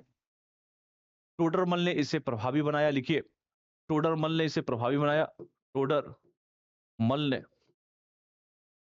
प्रभावी बनाया, लिख सकते हैं, टोडरमल ने इसे बेटा प्रभावी बनाया। और टोडरमल ने, चूंकि अकबर के समय भूमि मापन, वर्गीकरण तथा राजस्व दरों को स्वरूप प्रदान किया। अकबर, टोडरमल ने अगर कहें हम, ये टोडरमल जो है, टोडरमल, इस टोडरमल की जो व्यवस्था थी, इसमें कह सकते हैं बेटा इसने क्या किया? भूमि मापन, भूमि का क्या पैमाइश होगी बेटा? मापन। इसके साथ साथ आप जानते हैं इसका वर्गीकरण, राजस्व दरों का स्वरूप, वर्गीकरण, राजस्व दरों का, राजस्व दरों का जो है अगर हम बात करें बेटा, तो राजस्व दरों का कह सकते हैं क्या? स्वरूप प्रदान किया, स्वरूप प्रदान, तो ये कह सकते हैं भू राजस्व में। तो ये सब याद रखिएगा। इसके साथ साथ जानते हैं कि 1580 में आते थे अकबर ने दहसाला प्रणाली की शुरुआत की। 1580 आते थे बेटा अकबर ने दहसाला, दहसाला की शुरुआत की, दहसाला पद्धति की शुरुआत की। और इसकी जिसमें वर्षों के औसत उत्पादन के आधार पर राजस्व तय, वर्षों के औसत उत्पादन के आधार पर, औसत उत्पादन के आधार पर राजस्व लिया जाता था बेटा, राजस्व लिया जाता था, लिया जाता था, राजस्व लिया जाता था। कह सकते हैं दसाला। ठीक है, अगर बात करें, चूंकि आप सभी जानते हैं कि दसाला की कुछ विशेषताएं थी जिसमें भूमि का वर्गीकरण किया जाता था, ये सब चीजें आप जानते हैं। ठीक है, ये मेन जो चीजें थी हमने बताई। इसके बाद अकबर की, चूंकि मैंने कहा कि हर मुद्दे पर हमें बात करना है और धीरे धीरे चीजों को लेकर चलेंगे बेटा, तो दसाला, चूंकि इसकी जो विशेषताएं है, लिख लीजिए दसाला की, इसकी जो विशेषताएं, जो फीचर्स है, मान लीजिए परीक्षा में पूछ दे कि इसकी विशेषताएं बताइए, तो सर इसकी विशेषताएं क्या क्या लिख सकते हैं? पहला लिख सकते हैं कि भूमि का वर्गीकरण किया, लिखिए भूमि का वर्गीकरण, कोई बात नहीं बेटा, भूमि का हम वर्गीकरण करा देंगे, पार्ट्स में कर देंगे भूमि को। दूसरा लिखिए तकाबी ऋण की व्यवस्था, लिखिए तकाबी ऋण की व्यवस्था, ऋण की व्यवस्था, तकाबी ऋण की व्यवस्था। तीसरा लिखिए फसल विविधीकरण, फसल जो है विविधीकरण की बात की गई, विविधीकरण की बात की गई बेटा। चौथा लिख लीजिए, चौथा लिख लीजिए बेटा नकदी फसलों की खेती को प्रोत्साहन, जैसे मक्का गन्ना, नकदी फसलों की खेती को प्रोत्साहन, जैसे मक्का हुआ प्रोत्साहन, मक्का हुआ, गन्ना हुआ। ठीक है, तो इसको प्रोत्साहन दिया बेटा, इसको भी लिख सकते हैं। इसने क्या दिया? इसने प्रोत्साहन दिया। तो ये सब चीजें आप सभी को जाननी चाहिए। ठीक है, इसके बाद इसकी मनसबदारी प्रणाली के बारे में बात करें, इसके अकबर के मनसबदारी प्रणाली, मनसबदारी, मनसबदारी प्रणाली के बारे में क्या लिखेंगे बेटा? तो जो इसकी मनसबदारी प्रणाली है, इसके बारे में क्या लिख सकते हैं कि अकबर ने मुगल साम्राज्य में इसकी शुरुआत की, मुगल साम्राज्य में शुरुआत, लिख लो मुगल साम्राज्य में शुरुआत, लिखिए मुगल साम्राज्य में, लिखिए साम्राज्य में शुरुआत, मुगल साम्राज्य में बेटा शुरुआत हो गई। और प्रत्येक अधिकारी को मनसब प्रदान किया गया, जो प्रत्येक जो अधिकारी थे उनको मनसब दिया गया, प्रत्येक अधिकारी को, प्रत्येक अधिकारी को मनसब दिया गया, मनसब दिया गया, प्रत्येक अधिकारी को बेटा क्या दिया गया? तो मनसब दिया गया, जिसे मनसबदार कहा गया। और इसी को क्या कहा गया? मनसबदार, मनसबदार। ठीक है, याद रखिएगा। मनसबदारों को जात तक सवार में विभाजित किया गया। ये मनसबदारों को लिख लीजिए, जो मनसबदार थे बेटा, मनसबदार को दो पार्ट में, एक और लिखिए जात और एक और लिखिए सवार, जात और सवार। मनसबदारों को जात और सवार में क्या किया गया बेटा? विभाजित किया गया। ठीक है, उसे उच्च तथा निम्न रैंक प्रदान किए थे। इन दोनों को जो है, दोनों को जो है उच्च तथा निम्न रैंक दिए जाते थे, निम्न रैंक, उच्च तथा निम्न रैंक दिए जाते थे बेटा। सबसे कम मनसब 10 था, उच्चतम जो मनसब था वो 5,000 था। सबसे कम मनसब, देखिए सबसे कम अगर मनसब पूछे तो कहिए सर 10, और सबसे हाईएस्ट, सबसे ज्यादा पूछे अगर सबसे ज्यादा मनसब, तो कहिएगा सर 5,000। कितना? 5,000। ठीक है, ये भी याद रखिएगा। मनसब वंशानुगत नहीं था। जो मनसब था बेटा, ये वंशानुगत नहीं था। मनसब जो था, मनसब, ये वंशानुगत नहीं था। लिखिए वंशानुगत नहीं था। मनसब बेटा वंशानुगत नहीं था। राजपूत शासकों को मनसब के साथ जो है अपने क्षेत्र पर शासन की स्वीकृति दी। राजपूत, देखिए कितना बड़ा चालाक आदमी था। राजपूत शासकों को उनके सम्मान के साथ समझौता नहीं करता था, खेलता नहीं था, सम्मान खूब देता था। इसको जानना था खेलना कैसे। मनसब के साथ, राजपूत शासकों को मनसब के साथ, लिख लीजिए राजपूत शासकों को बेटा लिख लीजिए मनसब के साथ अपने क्षेत्र पर शासन की स्वीकृति दी। अपने क्षेत्र पर शासन की स्वीकृति, शासन की स्वीकृति दी बेटा। बात समझ में आया? शासन की इसने स्वीकृति दी, जिसे वतन जागीर कहा गया। इसे वतन जागीर, जिसे वतन जागीर कहा गया, जागीर कहा गया, वतन जागीर कहा गया बेटा। जो वंशानुगत थे, वंशानुगत थे, ये वंशानुगत थे। ठीक है, तो याद रखिएगा ये क्या थे? तो ये वंशानुगत थे। इसको भी आप सभी को याद रखना है। ठीक है, ये सारी चीजें आप सभी को याद रखनी है। सवार जो था रैंक जात के बराबर था, उसे कम होता था। जो सवार जो रैंक था, सवार जो रैंक था, याद रखिएगा जात के बराबर, या तो जात के बराबर, जात के बराबर, या तो जात के बराबर होता था या उससे कम होता था, या उससे कम होता था, उससे कम होता था। समझ में आया इसका खेलने का तरीका क्या था? ये सारी चीजें। इसकी अगर हम बात करें बेटा और भी चीजों पे, जैसे जागीरदारी प्रणाली की बात करें, लिखिए जागीरदारी प्रणाली, जागीर, ऐसे लिखिए जागीरदारी प्रणाली, जागीरदारी, लिखिए बेटा जागीरदारी प्रणाली। जागीरदारी प्रणाली में क्या क्या लिख सकते हैं, लिखेंगे कि इसने एकता को बदलाव के साथ जागीरदारी प्रणाली में व्यवस्थित किया। पहले एकता था, एकता को जागीरदारी प्रणाली में, लिखिए जागीरदार बना दिया। जागीर, लिखिए जागीर, ऐसे लिखिए जागीरदारी प्रणाली में एकता को बेटा इसने क्या किया, तो एकता को इसने जागीरदारी प्रणाली में व्यवस्थित किया, प्रणाली में व्यवस्थित किया, जागीरदारी प्रणाली में इसने व्यवस्थित किया। जागीरदारी प्रथा के माध्यम से राजस्व संग्रह को प्रभावी बनाया जाता था। तो जागीरदारी प्रणाली के माध्यम से राजस्व को, राजस्व प्रथा को, लिखिए राजस्व प्रथा को क्या किया जाता था, राजस्व प्रथा को अगर हम बात करें बेटा, तो राजस्व प्रथा को क्या किया जाता था, तो जागीरदारी प्रणाली राजस्व प्रथा को जो है राजस्व संग्रह को प्रभावी बनाया गया, संग्रह को प्रभावी बनाया गया, संग्रह को प्रभावी बनाया गया, लिखिए प्रभावी बनाया गया, कह सकते हैं। जो मनसबदारी प्रणाली के अंतर्गत दिया जाता था, इसे मनसबदारी प्रणाली के अंतर्गत दिया जाता था, अंतर्गत दिया जाता था, मनसबदारी प्रणाली के अंतर्गत दिया जाता था। ठीक है। जागीरदार के साथ जमींदार भी होते थे, ये सब जानिए आप सभी। अगर हम और भी चीजों पे बात करें, इसकी धार्मिक नीति, अकबर की जो धार्मिक नीति है, धार्मिक नीति, रिलीजियस जो है, लेकिन पॉलिसी जो है अकबर की, तो क्या लिख सकते हैं बेटा, कि अपने शासन के आरंभिक वर्षों में उसने धर्मनिष्ठ मुस्लिम था, लेकिन मोइनुद्दीन चिश्ती के बाद गया और उसने जो है, आप सभी जानते हैं कि दरबार पर जाता है, समय पर जाया करता था। बाद में जो है, चूंकि वर्षों में वह सहिष्णुता था, धर्मनिरपेक्ष था, लिखिए सहिष्णु, सहिष्णु तथा धर्मनिरपेक्ष, इस बात को हम कह सकते हैं, धर्मनिरपेक्ष था, किसी के जाति में इंटरफेयर नहीं किया उसने। तीर्थ यात्रा कर तथा जजिया कर को क्या किया, क्रमशः जो है अगर कहा जाए तो समाप्त कर दिया।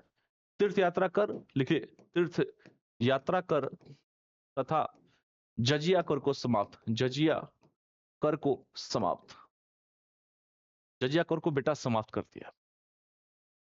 ठीक है। आम्बेर की जो राजकुमारी थी जोधाबाई से विवाह के बाद अकबर में परिवर्तन हुआ। आम्बेर की जो राजकुमारी थी, लिखिए आम्बेर की राजकुमारी, जिसका नाम है जोधाबाई, जोधाबाई, जब इनसे शादी हो जाता है, शादी, तो ये क्या हो गया बेटा, इसका हृदय, मतलब हृदय परिवर्तन तो पहले से ही था। ठीक है। और उसने अपने हिंदू पत्नियों को अपने धार्मिक मतभेदों को जारी रखने का स्वीकृति प्रदान की, ये मतवादों को, मतलब सबको सम्मान देता, शादी किया। धार्मिक प्रवृत्ति अच्छी थी इसकी, धार्मिक प्रवृत्ति लिख लीजिए, अच्छी थी, अच्छी थी, ये लिख सकते हैं। इसके बाद आप जानते हैं कि 1575 आते आते यही व्यक्ति 1575 तक आते आते जो है, इसने एक व्यवस्था की, इबादत खाना, एक प्रार्थना कक्ष जिसे कहते हैं, इबादत करिए आप, इबादत खाना, जिसे हम प्यार से प्रार्थना कक्ष कहते हैं, प्रार्थना कक्ष की क्या किया बेटा, तो प्रार्थना कक्ष की स्थापना की। क्या किया बेटा, प्रार्थना कक्ष की स्थापना की। तो अगर इसकी बात करें बेटा, चूंकि मेन मेन जो चीजें थी हमने उस पर बात किया, कि 1575 में एक इबादत खाना, चूंकि प्रार्थना कक्ष की इन्होंने स्थापना की, और उसने अपनी राजधानी फतेहपुर सिकरी, इसका जो निर्माण कराया, जो मैंने मेन मेन जो चीजें बेटा, इसका निर्माण उसने अपनी राजधानी फतेहपुर सिकरी में की, इसका निर्माण उसने अपनी राजधानी फतेहपुर सिकरी में की, फतेहपुर सिकरी में की, फतेहपुर सिकरी में, फतेहपुर बेटा सिकरी में की, ये भी याद रखिएगा। ठीक है, ये सारी चीजें चूंकि मैंने कहा आप सभी को इसको याद रखिएगा, चूंकि अकबर जैसा व्यक्ति जो है, इसका व्यक्तित्व है इसको महान बनाता अकबर को। इसके बाद हम बात करें बेटा इसे कला एवं स्थापत्य के बारे में। कला एवं स्थापत्य लिख लीजिए। कला एवं स्थापत्य के बारे में अगर हम चर्चा करें अकबर के, तो क्या क्या लिख सकते हैं आप बताइए। अकबर के समय में कई स्थानीय कला तथा स्थापत्य शैलियों विकसित हो चुकी थी। जैसे अगर कहे बलुआ पत्थर का प्रयोग लिखिए, बलुआ पत्थर का प्रयोग कर सकते हैं। बलुआ बेटा पत्थर का प्रयोग हुआ।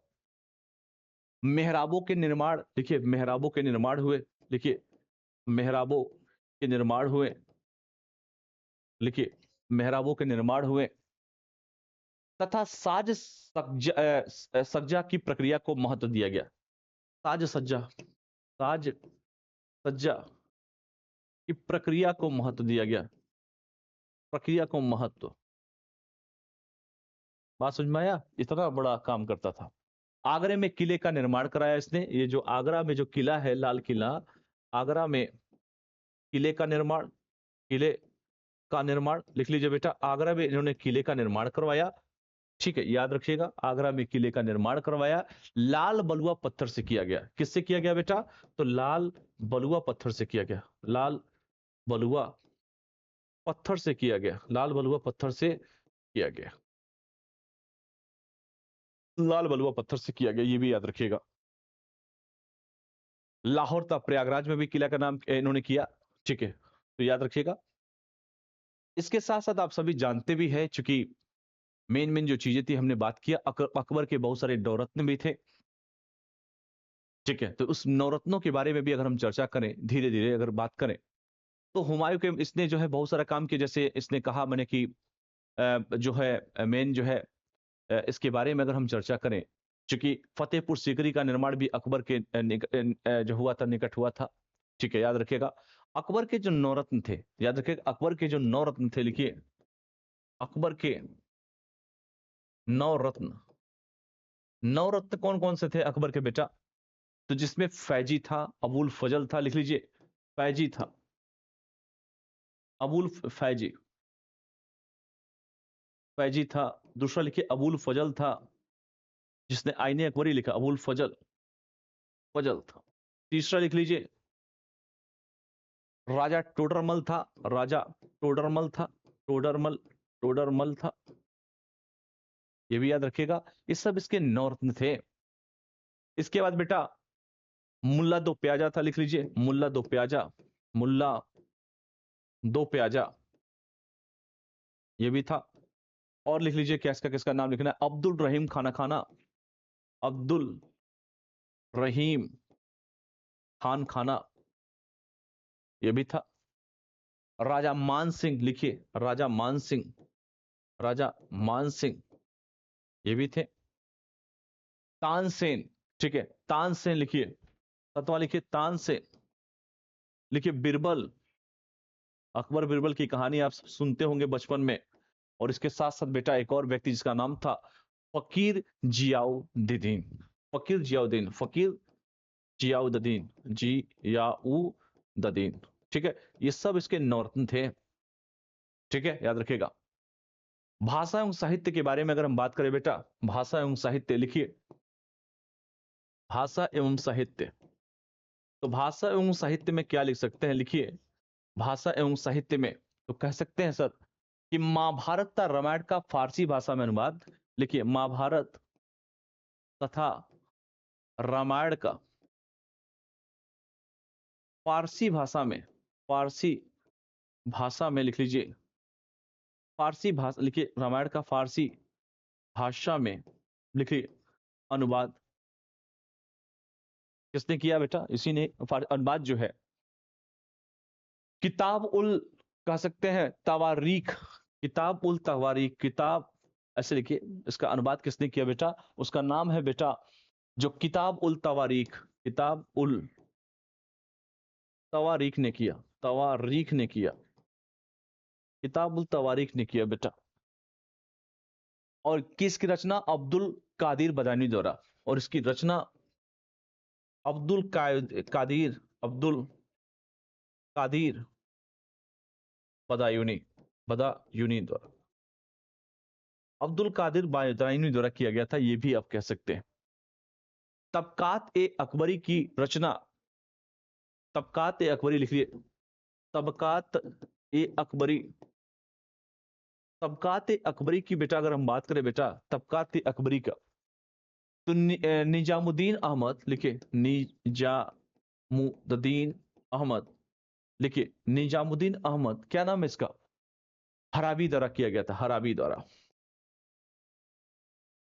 हराबी द्वारा किया गया था, ये भी कह सकते हैं।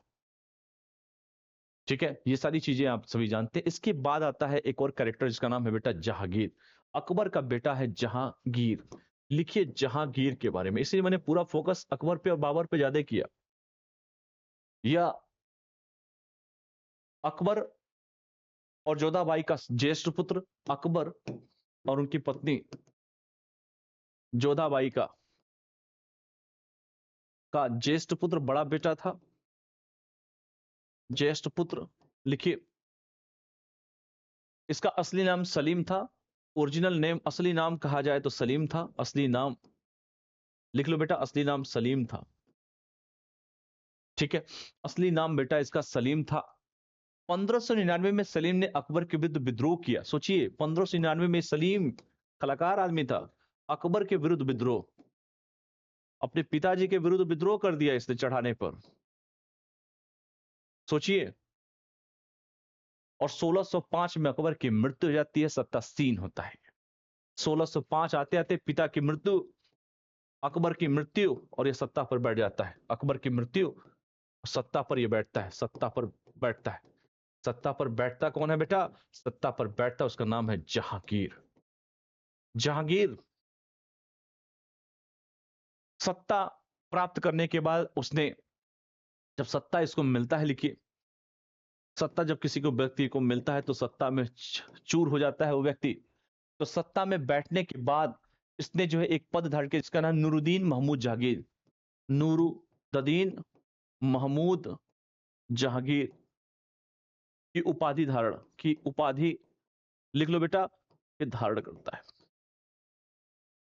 ठीक है, 1611 में उसका विवाह मेहरुनिशा से हुआ। 1611 में लिखी 1611 में विवाह, इसका विवाह किससे हुआ, तो 1611 में बेटा इसका विवाह किससे हुआ, इसका विवाह जो होता है 1611 में, उसका नाम मेहरुनिशा, मेहरुनिशा,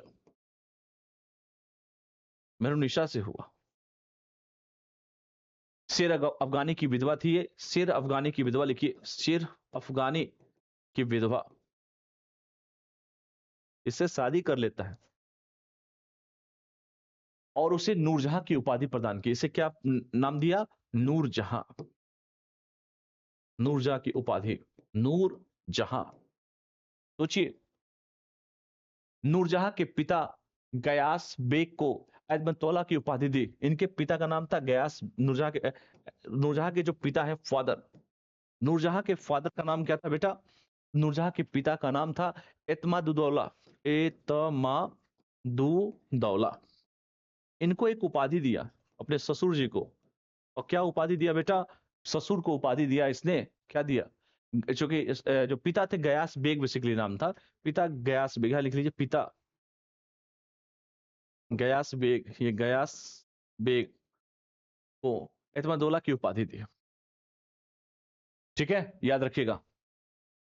इसके बाद अगर मेन जो चीजों पे, कैरेक्टर पे बात करें, तो इसका मुगल दरबार पर, चूंकि इसकी पत्नी नूरजहां का जहांगीर शासन पर अत्यधिक प्रभाव था, नूरजहां का लिख लीजिए जहांगीर के शासन पर ज्यादा प्रभाव था, जहांगीर के कामों में इंटरफेयर करती थी, जहांगीर के शासन पर प्रभाव था, इसका इफेक्ट था, इसका चलता था, चलती थी इसकी।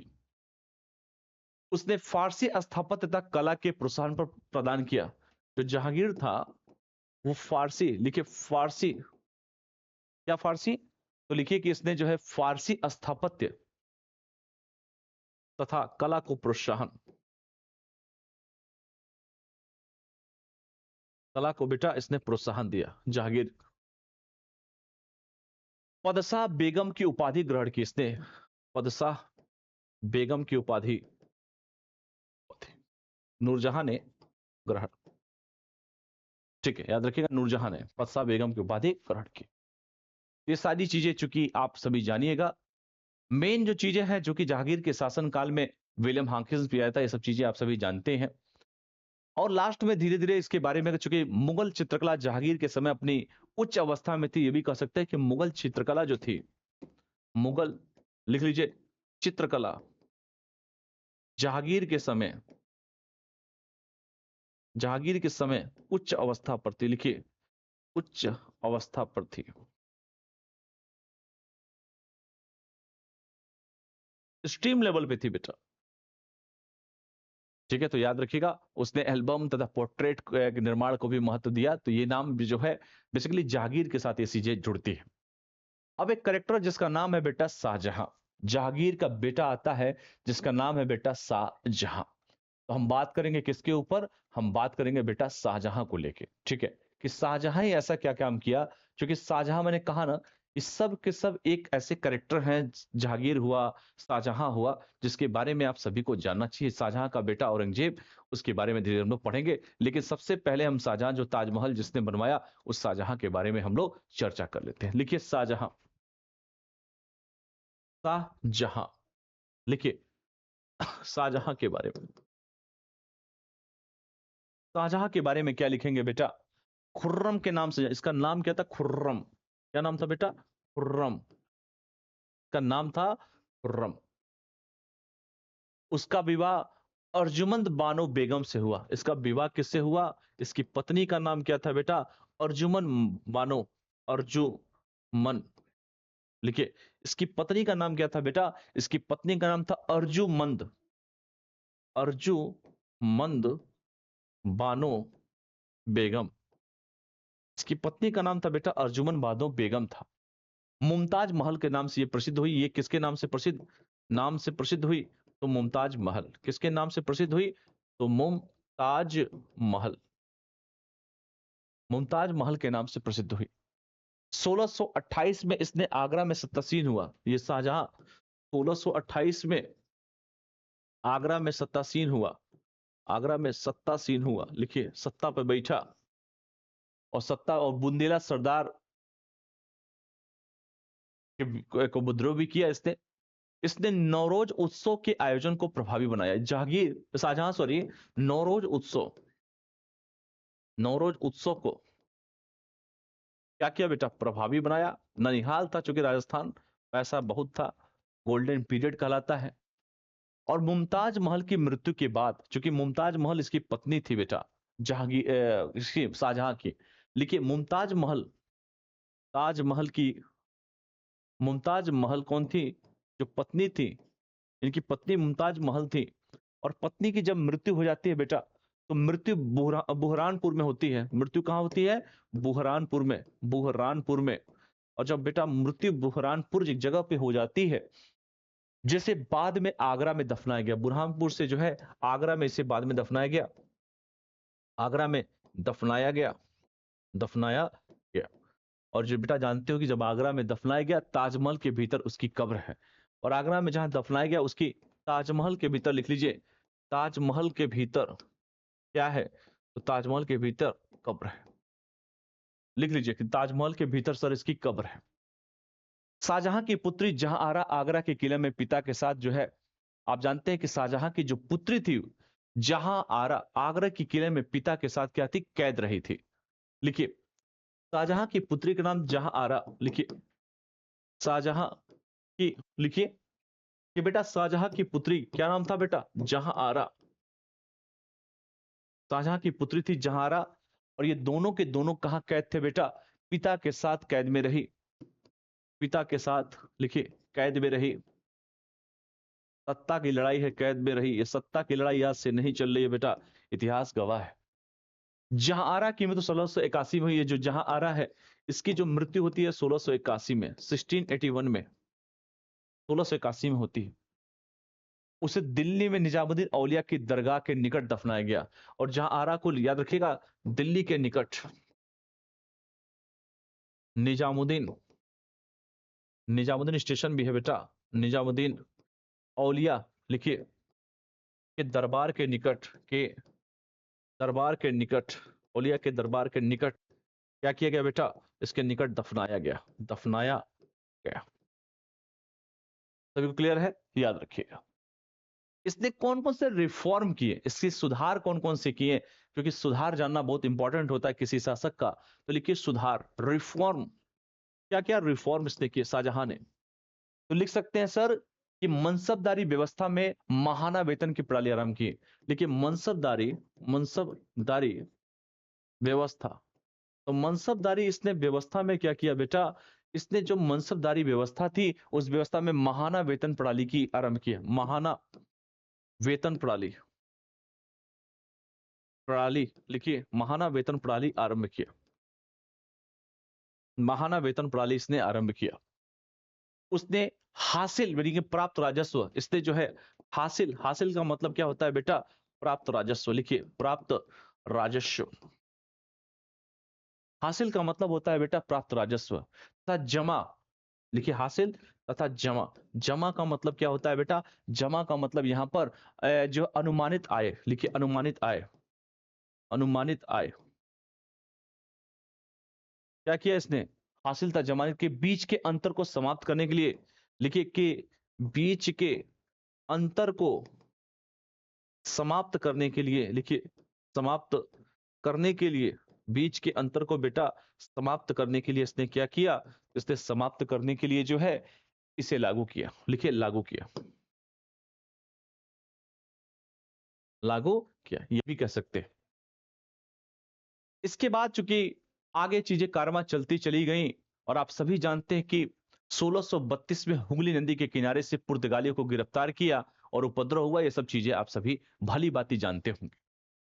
इसने जो है अगर हम बात करें कला और स्थापत्य के क्षेत्र में काम किया, तो आप सबसे बड़ा उदाहरण तो ताजमहल है। कला एवं स्थापत्य की अगर हम बात करें बेटा, कला एवं स्थापत्य, कला और स्थापत्य में क्या काम किया लिख लीजिए।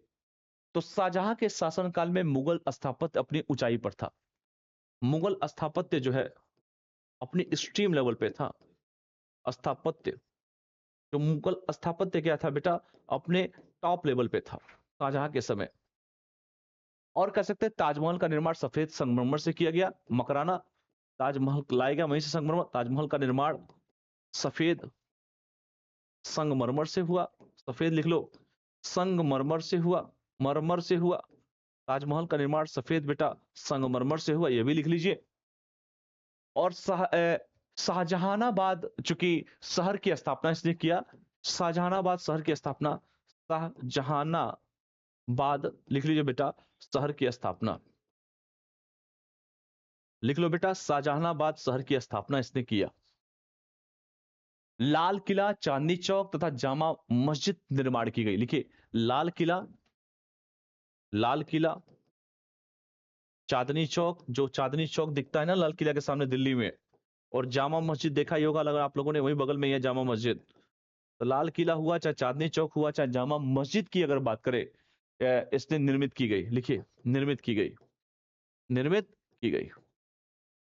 यह स्थापत्य का एक बहुत बड़ा उदाहरण है बेटा। मेहराब तथा पित्रा दुरा निर्माण में अलंकृत प्रदान की गई। ये सब चीजें आप सभी जानते भी होंगे। इसके बाद आता है एक शासक जिसका नाम है बेटा औरंगजेब। नाम सुना होगा औरंगजेब। लिखिए औरंगजेब के बारे में। औरंगजेब शाहजहां का बेटा है बेटा औरंगजेब, और इसके बारे में हम लोग लिखेंगे। औरंगजेब अत्यधिक क्रूर मुगल शासक है, ऐसा कहा जाता है। अत्यधिक जो है इसके बारे में कह दिया गया कि क्रूर मुगल शासक था। क्रूर मुगल शासक, पहली पॉइंट तो ये हो गया। दूसरा, जिसने अपनी धार्मिक कट्टरता के कारण मुगल साम्राज्य के पतन को संभव बनाया। लिखिए धार्मिक कट्टरता। और जब व्यक्ति धार्मिक कट्टरता के साथ मुगल शासन को, जब कट्टर आप हो जाएंगे ना बेटा, तो आपका पतन तय है। मुगल साम्राज्य के पतन को संभव बनाया, मुगल शासन को संभव बनाया, पतन को, पतन। उसके समय मुगल साम्राज्य का विस्तार सर्वाधिक हुआ, यह भी कह सकते हैं। औरंगजेब का साम्राज्य किसी भी शासक के साम्राज्य से बड़ा था। इसका साम्राज्य बड़ा था, साम्राज्य बड़ा, चूंकि बाप दादा इतना करके चले गए थे, साम्राज्य बड़ा था, लिख सकते हैं। अगर हम बात करें उसके साम्राज्य में कश्मीर यानी कि उत्तर से, कश्मीर बोले तो उत्तर से, सबसे टॉप लेवल पे, ऊपर से, उत्तर से अगर हम बात करें बेटा, जिंजी यानी कि दक्षिण लिखे, तथा जिंजी, जिंजी बोले तो बेटा दक्षिण। सोचिए इतना बड़ा साम्राज्य इसका था, इस व्यक्ति का, औरंगजेब का। हिंदुकस, तथा हिंदुकस लिखिए पश्चिम, हिंदुकस, हिंदुकस लिखिए बेटा पश्चिम। और इसके साथ साथ बेटा ये भी लिखिए, से लेकर चिटगांव पूर्व तक छाता, ले से लेकर, सोचिए इतना बड़ा साम्राज्य था, पूर्व चिटगांव तक था, चिटगांव जिसे चटगांव चटगांव आप कहते हैं, इतना बड़ा एरिया था इसका, इतना बड़ा एरिया खेला था ये आदमी। इसने जो है आलमगीर की उपाधि ग्रहण की, आलमगीर की उपाधि लिखिए, एरिया बहुत बड़ा था, आलमगीर की उपाधि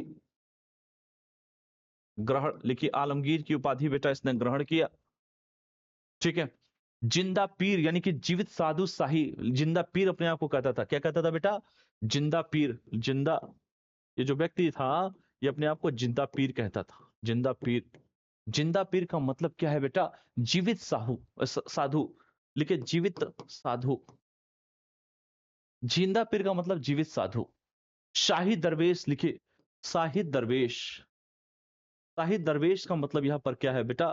तो शाही दरवेश का मतलब है यहां पर राजकीय फकीर, राजकीय फकीर अपने आप को कहता था ये। औरंगजेब ने संगीत तथा गायन को प्रतिबंधित किया, ये था संगीत तथा, कहा जा रहा है, पता नहीं क्या सच्चाई है, गायन को बैन लगा दिया, बैन, प्रतिबंधित किया, ऐसा कहा जा रहा है। किंतु वह एक, ऐसा कैसे हो सकता है? किंतु वह एक संगीतकार भी था, लेकिन वह एक संगीतकार था, वह एक संगीतकार था। यह कैसे पॉसिबल हो सकता है दोस्त कि वो संगीतकार भी हो, बैंड भी कर दे? और लिखिए, कई प्रकार के वाद्य यंत्रों को बजाने में माहिर था, कई प्रकार के वाद्य यंत्रों को, वाद्य यंत्रों को बजाने में माहिर था, बजाने में लिखिए माहिर था, माहिर। कई प्रकार के बेटा वाद्य यंत्रों को बजाने में क्या था? तो कई प्रकार के वाद्य यंत्रों को बजाने में वो माहिर था। वीणा बजाता था, ये भी पूछता है क्या बजाता था? तो बीना बजाता था, बीना, खास करके बीना ज्यादा बजाता था। ये भी प्रश्न आप इसको याद कर सकते हैं।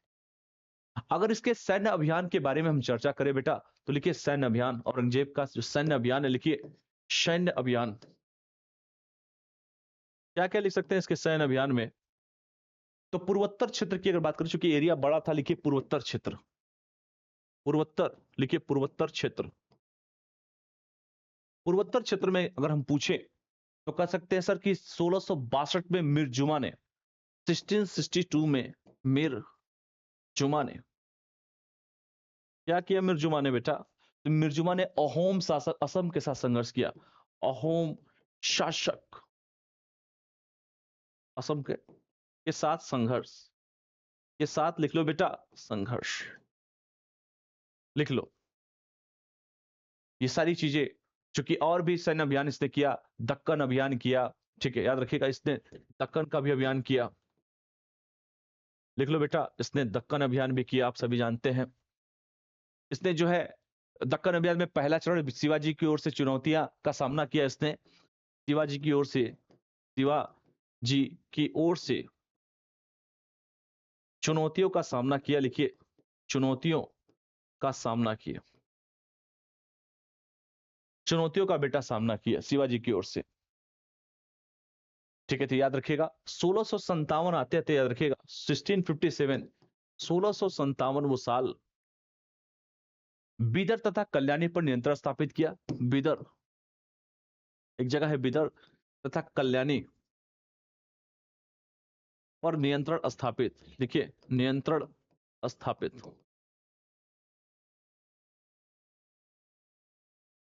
ठीक है। औरंगजेब, चूंकि मैंने कहा द्वारा जय सिंह को निर्देश दिया गया कि वह आदिल शाह, शिवाजी सब जानते हैं आप सभी। ठीक है। इसके साथ अगर हम बात करें बेटा और भी चीजें, 1665 आते आते 1665 इसने क्या किया बेटा? पुरंदर की संधि शिवाजी के साथ किया, पुरंदर की संधि, पुरंदर की संधि, संधि अलायंस करना पड़ा किसके साथ? शिवाजी के साथ, छत्रपति शिवाजी के साथ, शिवाजी के साथ। इसके बाद अगर हम बात करें 1665 के बाद 1668 में सोलापुर पर मुगल नियंत्रण, 1668 पर सोलापुर पर मुगल नियंत्रण हो गया। ये भी कह सकते हैं 1668 में मुगल नियंत्रण। ये सारी चीजें हम लोग को इसके बारे में जानना चाहिए। इसके बाद अगर हम बात करें और भी, चूंकि अंग्रेज औरंगजेब की मृत्यु के बाद मराठाओं ने स्वतंत्रता की घोषणा की और पुनः शक्ति प्राप्त की, सब जानते हैं। अगर इसके धार्मिक नीति की बात करें, चूंकि धार्मिक नीति कैसी थी औरंगजेब की, चूंकि हमने हर मुद्दों पर बात किया, तो अगर इसकी धार्मिक नीति को लेकर हम चर्चा करें कि आखिर इसकी धार्मिक नीति औरंगजेब की कैसी थी, तो लिख सकते हैं बेटा इसकी धार्मिक नीति लिखिए। धार्मिक रिलीजियस पॉलिसी कैसी थी औरंगजेब की? धार्मिक नीति, धार्मिक नीति कैसी थी लिख लीजिए। तो कह सकते हैं बेटा एक कट्टर शासक था और उसकी इच्छा था भारत को इस्लामिक स्टेट। कट्टर शासक लिखो बेटा, कट्टर शासक। दूसरा लिखो, भारत को क्या बनाना चाहता था? तो भारत को ये बेटा इस्लामिक स्टेट बनाना चाहता था। इस्लामिक स्टेट, स्टेट बनाना चाहता था, देखो बनाना चाहता था। तीसरा लिखिए, औरंगजेब ने हिंदू मंदिरों के निर्माण तथा पुनर्निर्माण पर प्रतिबंध लगाने का निर्देश जारी किया। हिंदू मंदिरों के निर्माण, पुनर्निर्माण तथा निर्माण पर प्रतिबंध, निर्माण पर प्रतिबंध, बैन लगा दिया था इसने। इतना बड़ा शासक था, क्रूर शासक।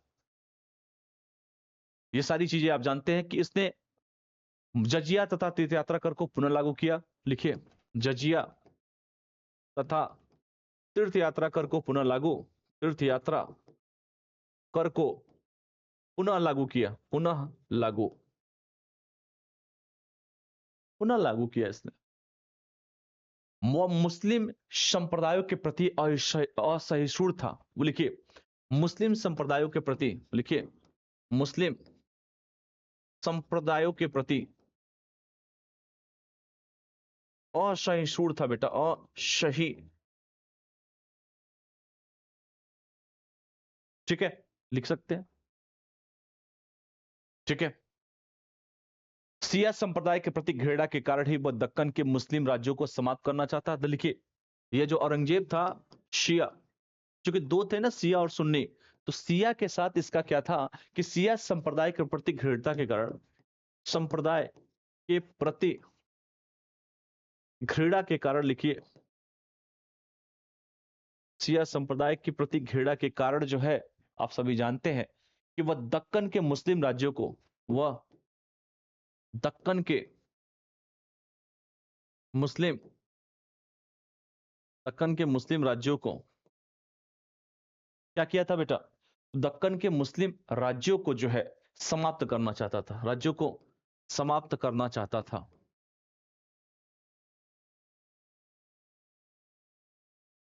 समाप्त करना चाहता था। 1675 आते आते बेटा, मैंने कहा कि उसने नौवें सिख गुरु, गुरु तेग बहादुर, 1675 आते आते, याद रखिएगा 1675 तक हम बात करें अगर, तो 1675 आते आते उसने क्या किए, जो सिख संप्रदाय के नौवें गुरु, नौवें सिख गुरु, जिनका नाम है आप सभी जानते भी होंगे बेटा, गुरु तेग बहादुर की हत्या दिल्ली में करवा दी। सोचिए, गुरु तेग बहादुर की हत्या दिल्ली में करवा दिया, दिल्ली में। सोचिए, ये वो कलाकार आदमी था, ठीक है। ये सारी चीजें इसके बारे में आप जानिए। अगर इसके और भी चीजों पर अगर हम बात करें बेटा, जो मैंने मेन कहा, अगर इसे कला और स्थापत्य पे बात किया जाए कि कला और स्थापत्य में क्या इसकी रुचि थी, लिखिए कला एवं स्थापत्य।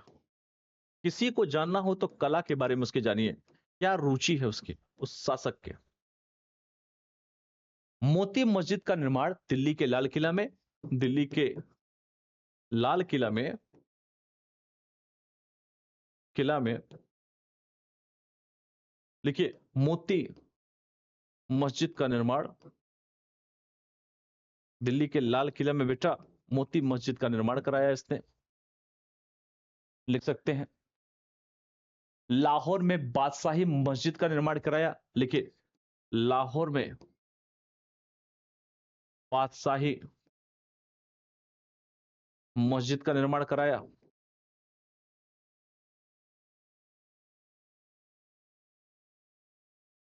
ठीक, मस्जिद का निर्माण कराया। औरंगाबाद में बीबी का मकबरा, लिखिए औरंगाबाद में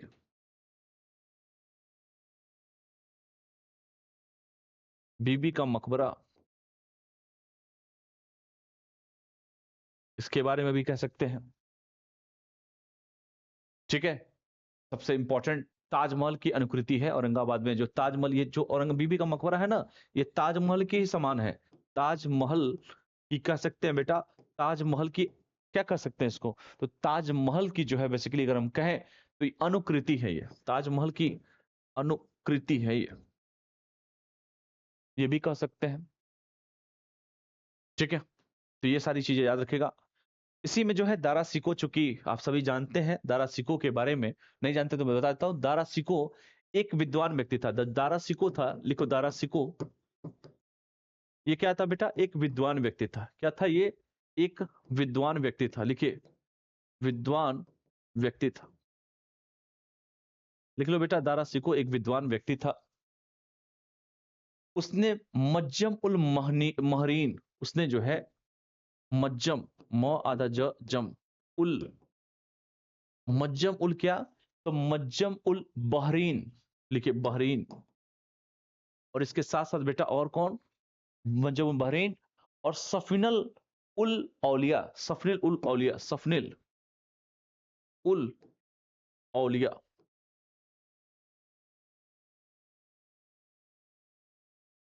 और इसके साथ साथ बेटा जो हमने बात की सैनत उल जो है औलिया, सैनत उल औलिया, सैनत उल औलिया। ठीक है, याद रखिएगा।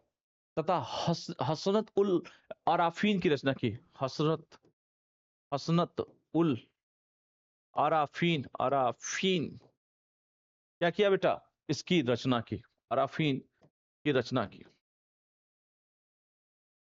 बात समझ में आया, ये भी पॉइंट आप सभी को इंक्लूड इसमें करना है। ठीक है, ये सारे पॉइंट्स को इसमें इंक्लूड करना है। ठीक है, इसके बाद चूंकि हर मुद्दे पर अगर हम लोग बात कर रहे थे, इसके बाद अगर हम बात करें, चूंकि मेन में जो चीजें हैं कि मुगल शासकों में आर्थिक तथा सामाजिक जीवन जो था वो हमने बात किया। सभी मुद्दों पर हम धीरे धीरे करते करते आगे बढ़े। ठीक है, और हमने जो है जो अन्य चीजों को लेकर हमने बात किया इसमें हर मुद्दे पर। ठीक है, मुगलों के पतन के कारण सबसे इंपॉर्टेंट यही है कि बेटा मुगलों का पतन कैसे हुआ। लिखिए मुगलों के पतन के कारण, पतन के कारण, क्या कारण था बेटा मुगलों का पतन हो गया इस देश में। तो सबसे पहले लिखिए आधुनिक तथा वैज्ञानिक तकनीक की उपेक्षा करना। पहला लिखो आधुनिक तथा वैज्ञानिक, आधुनिक तथा वैज्ञानिक तकनीक की उपेक्षा करना। सबसे पहला पॉइंट है आधुनिक तथा वैज्ञानिक तकनीक की उपेक्षा करना, पहला उसका समस्या है। ये तकनीक को पहचान ही नहीं पाए। ये लोग जो है कलाकार व्यक्ति थे, दिमाग सिर्फ उसी में लगता था इन लोग का, तकनीक को पहचान नहीं पाए।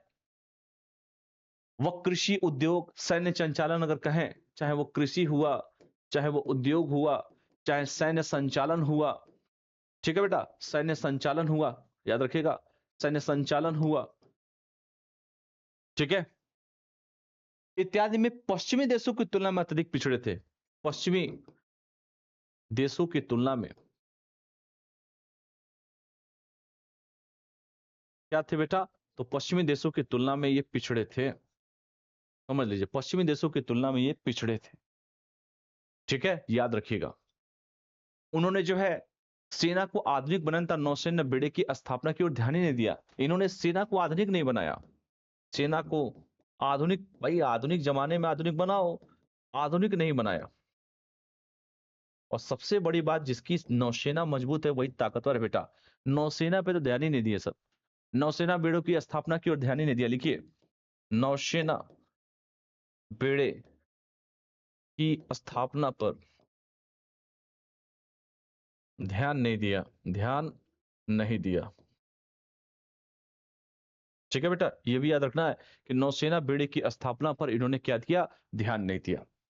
दूसरा पॉइंट लिखेंगे बेटा, क्या, कृषि संकट की स्थिति लिखिए, कृषि संकट की स्थिति लिखिए, कृषि संकट की स्थिति। क्या लिखेंगे, कृषि संकट की स्थिति।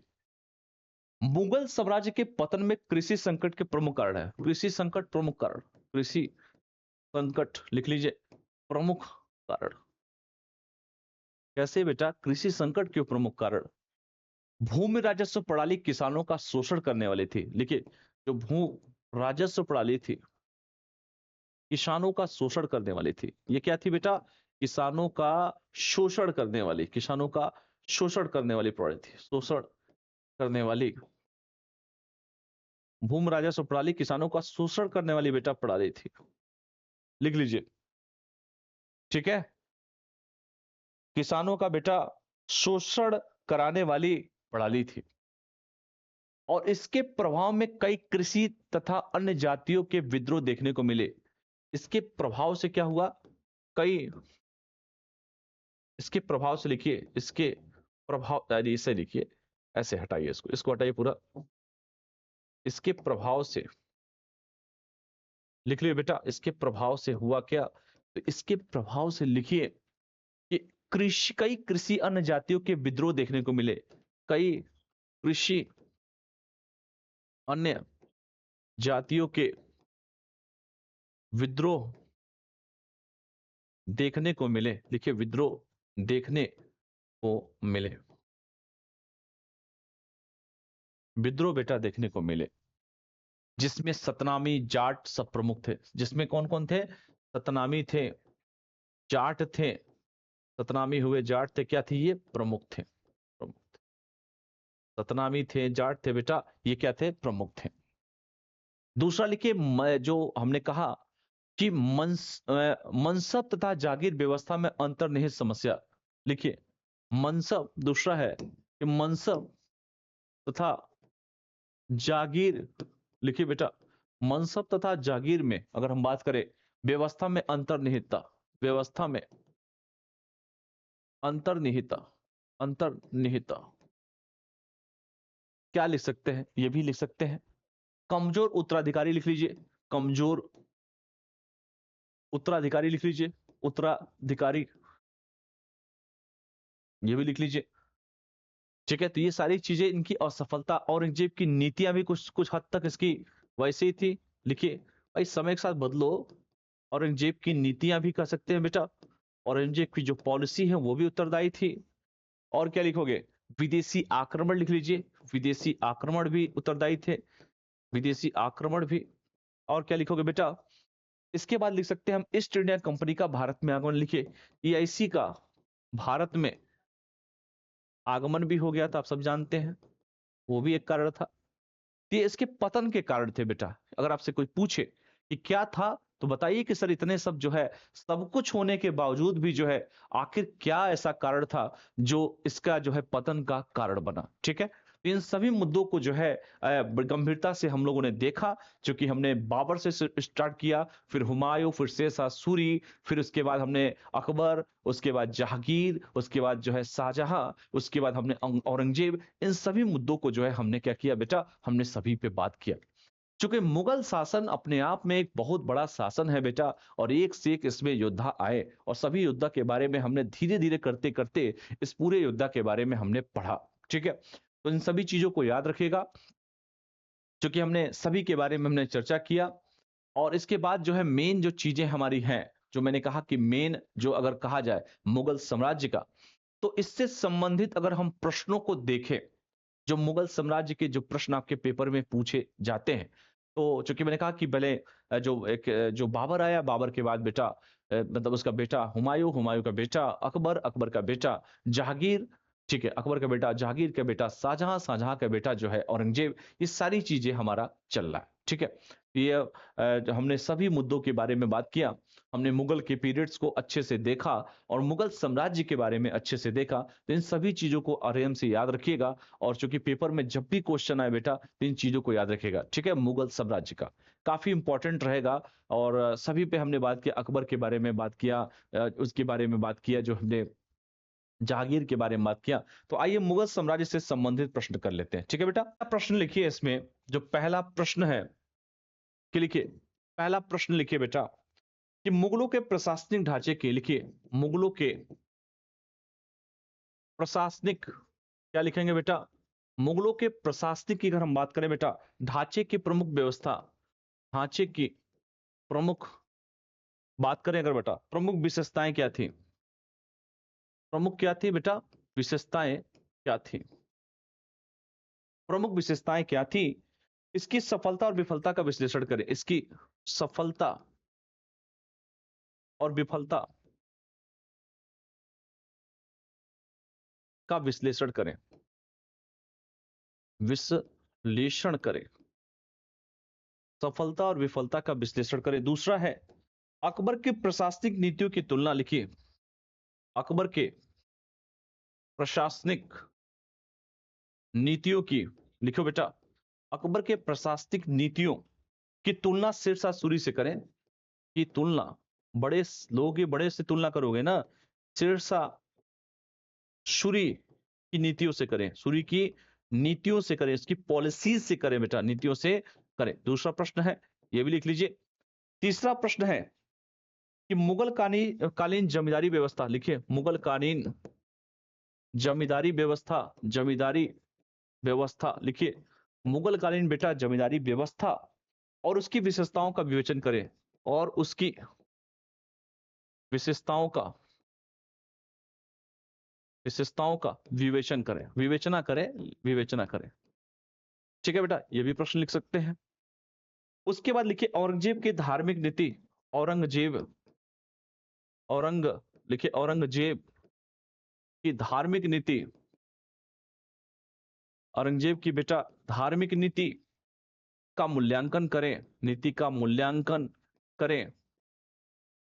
लिखो बेटा, क्या यह उसकी गिरावट का कारण बनी, क्या यह उसकी गिरावट का कारण बनी, गिरावट का कारण बनी, क्या यह उसकी गिरावट का कारण बनी। और पांचवा क्वेश्चन लिखिए, लास्ट क्वेश्चन बेटा, जो फिफ्थ क्वेश्चन है आज का, पांचवा क्वेश्चन क्या लिख सकते हैं, पांचवा क्वेश्चन लिखिए कि मुगल जो साम्राज्य के पतन के प्रमुख कारणों का, मुगल अभी हमने पढ़ाया भी आपको, मुगल साम्राज्य के, लिखिए मुगल साम्राज्य के क्या लिखेंगे बेटा, पतन के प्रमुख कारणों का, लिखिए पतन के प्रमुख, लिखिए कारणों का, साम्राज्य के पतन के प्रमुख कारणों का विश्लेषण करें, का विश्लेषण करें, विश्लेषण करें, प्रमुख कारणों का बेटा विश्लेषण करें। ठीक है, एक और क्वेश्चन लिख लीजिए कि 18वीं शताब्दी में, लिख लीजिए एक और क्वेश्चन कि 18वीं शताब्दी में मुगलों की शक्ति क्षीण होने के बाद, मुगलों की शक्ति कमजोर होने के बाद, क्षीण होने के बाद, लिखिए मुगलों की शक्ति बेटा क्षीण होने के बाद, लिखिए क्षीण होने के बाद कौन कौन से नए क्षेत्रीय राज्य उभरे, कौन कौन से नए, लिखिए कौन कौन से नए क्षेत्रीय राज्य उभरे, कौन कौन से नए बेटा क्षेत्रीय राज्य उभरे, इसके बारे में भी हमको क्या करना है, इसके बारे में भी हम लोग को पढ़ना है। तो इन सभी क्वेश्चन जितने भी मैंने दिए, उन सभी क्वेश्चनों को करने का प्रयास कीजिएगा, क्योंकि क्वेश्चन आपसी से पूछा जाएगा। ठीक है, तो हमने पूरा का पूरा ये पूरा का टॉपिक कंप्लीट किया। एक और बचा है बेटा, जो टॉपिक है जो हमारा बचा हुआ है, जिसके बारे में जो है हम लोग बात करेंगे। ठीक है, उसमें सभी सूफियों के बारे में, सूफीज्म के बारे में हम लोग बात करेंगे, जो मेन चीजें हैं उसके बारे में, जो भक्ति एवं सूफी आंदोलन। तो कल मतलब हम जब है नेक्स्ट टॉपिक में हम लोग बात करेंगे बेटा भक्तिज्म के बारे में क्या है, सूफीज्म के बारे में क्या है, और भक्ति सूफी से संबंधित भक्ति आंदोलन का उद्भव क्या हुआ, इसके बारे में, नयनार संतों के बारे में, अलवार संतों के बारे में, या शैव संतों के बारे में, हरिदास के बारे में, दक्षिण भारत में मंदिरों की क्या भूमिका थी, या यहाँ तक कि जो उदय के कारण क्या थे, इस सब मुद्दों पर कल हम लोग बेटा बात करेंगे। नामदेव कौन थे, ज्ञानेश्वर ज्ञानदेव कौन थे, एकनाथ कौन थे, इन सभी के बारे में, क्योंकि सूफीज्म पूरा हम लोग को पढ़ना, उस पर कल हम लोग जो है आने वाले टॉपिक पे हम लोग चर्चा करके ये पूरा का पूरा हम लोग कंप्लीट करेंगे। तो ठीक है बेटा, आज के लिए इतना ही करते हैं। बहुत बहुत धन्यवाद। Thank you all of you.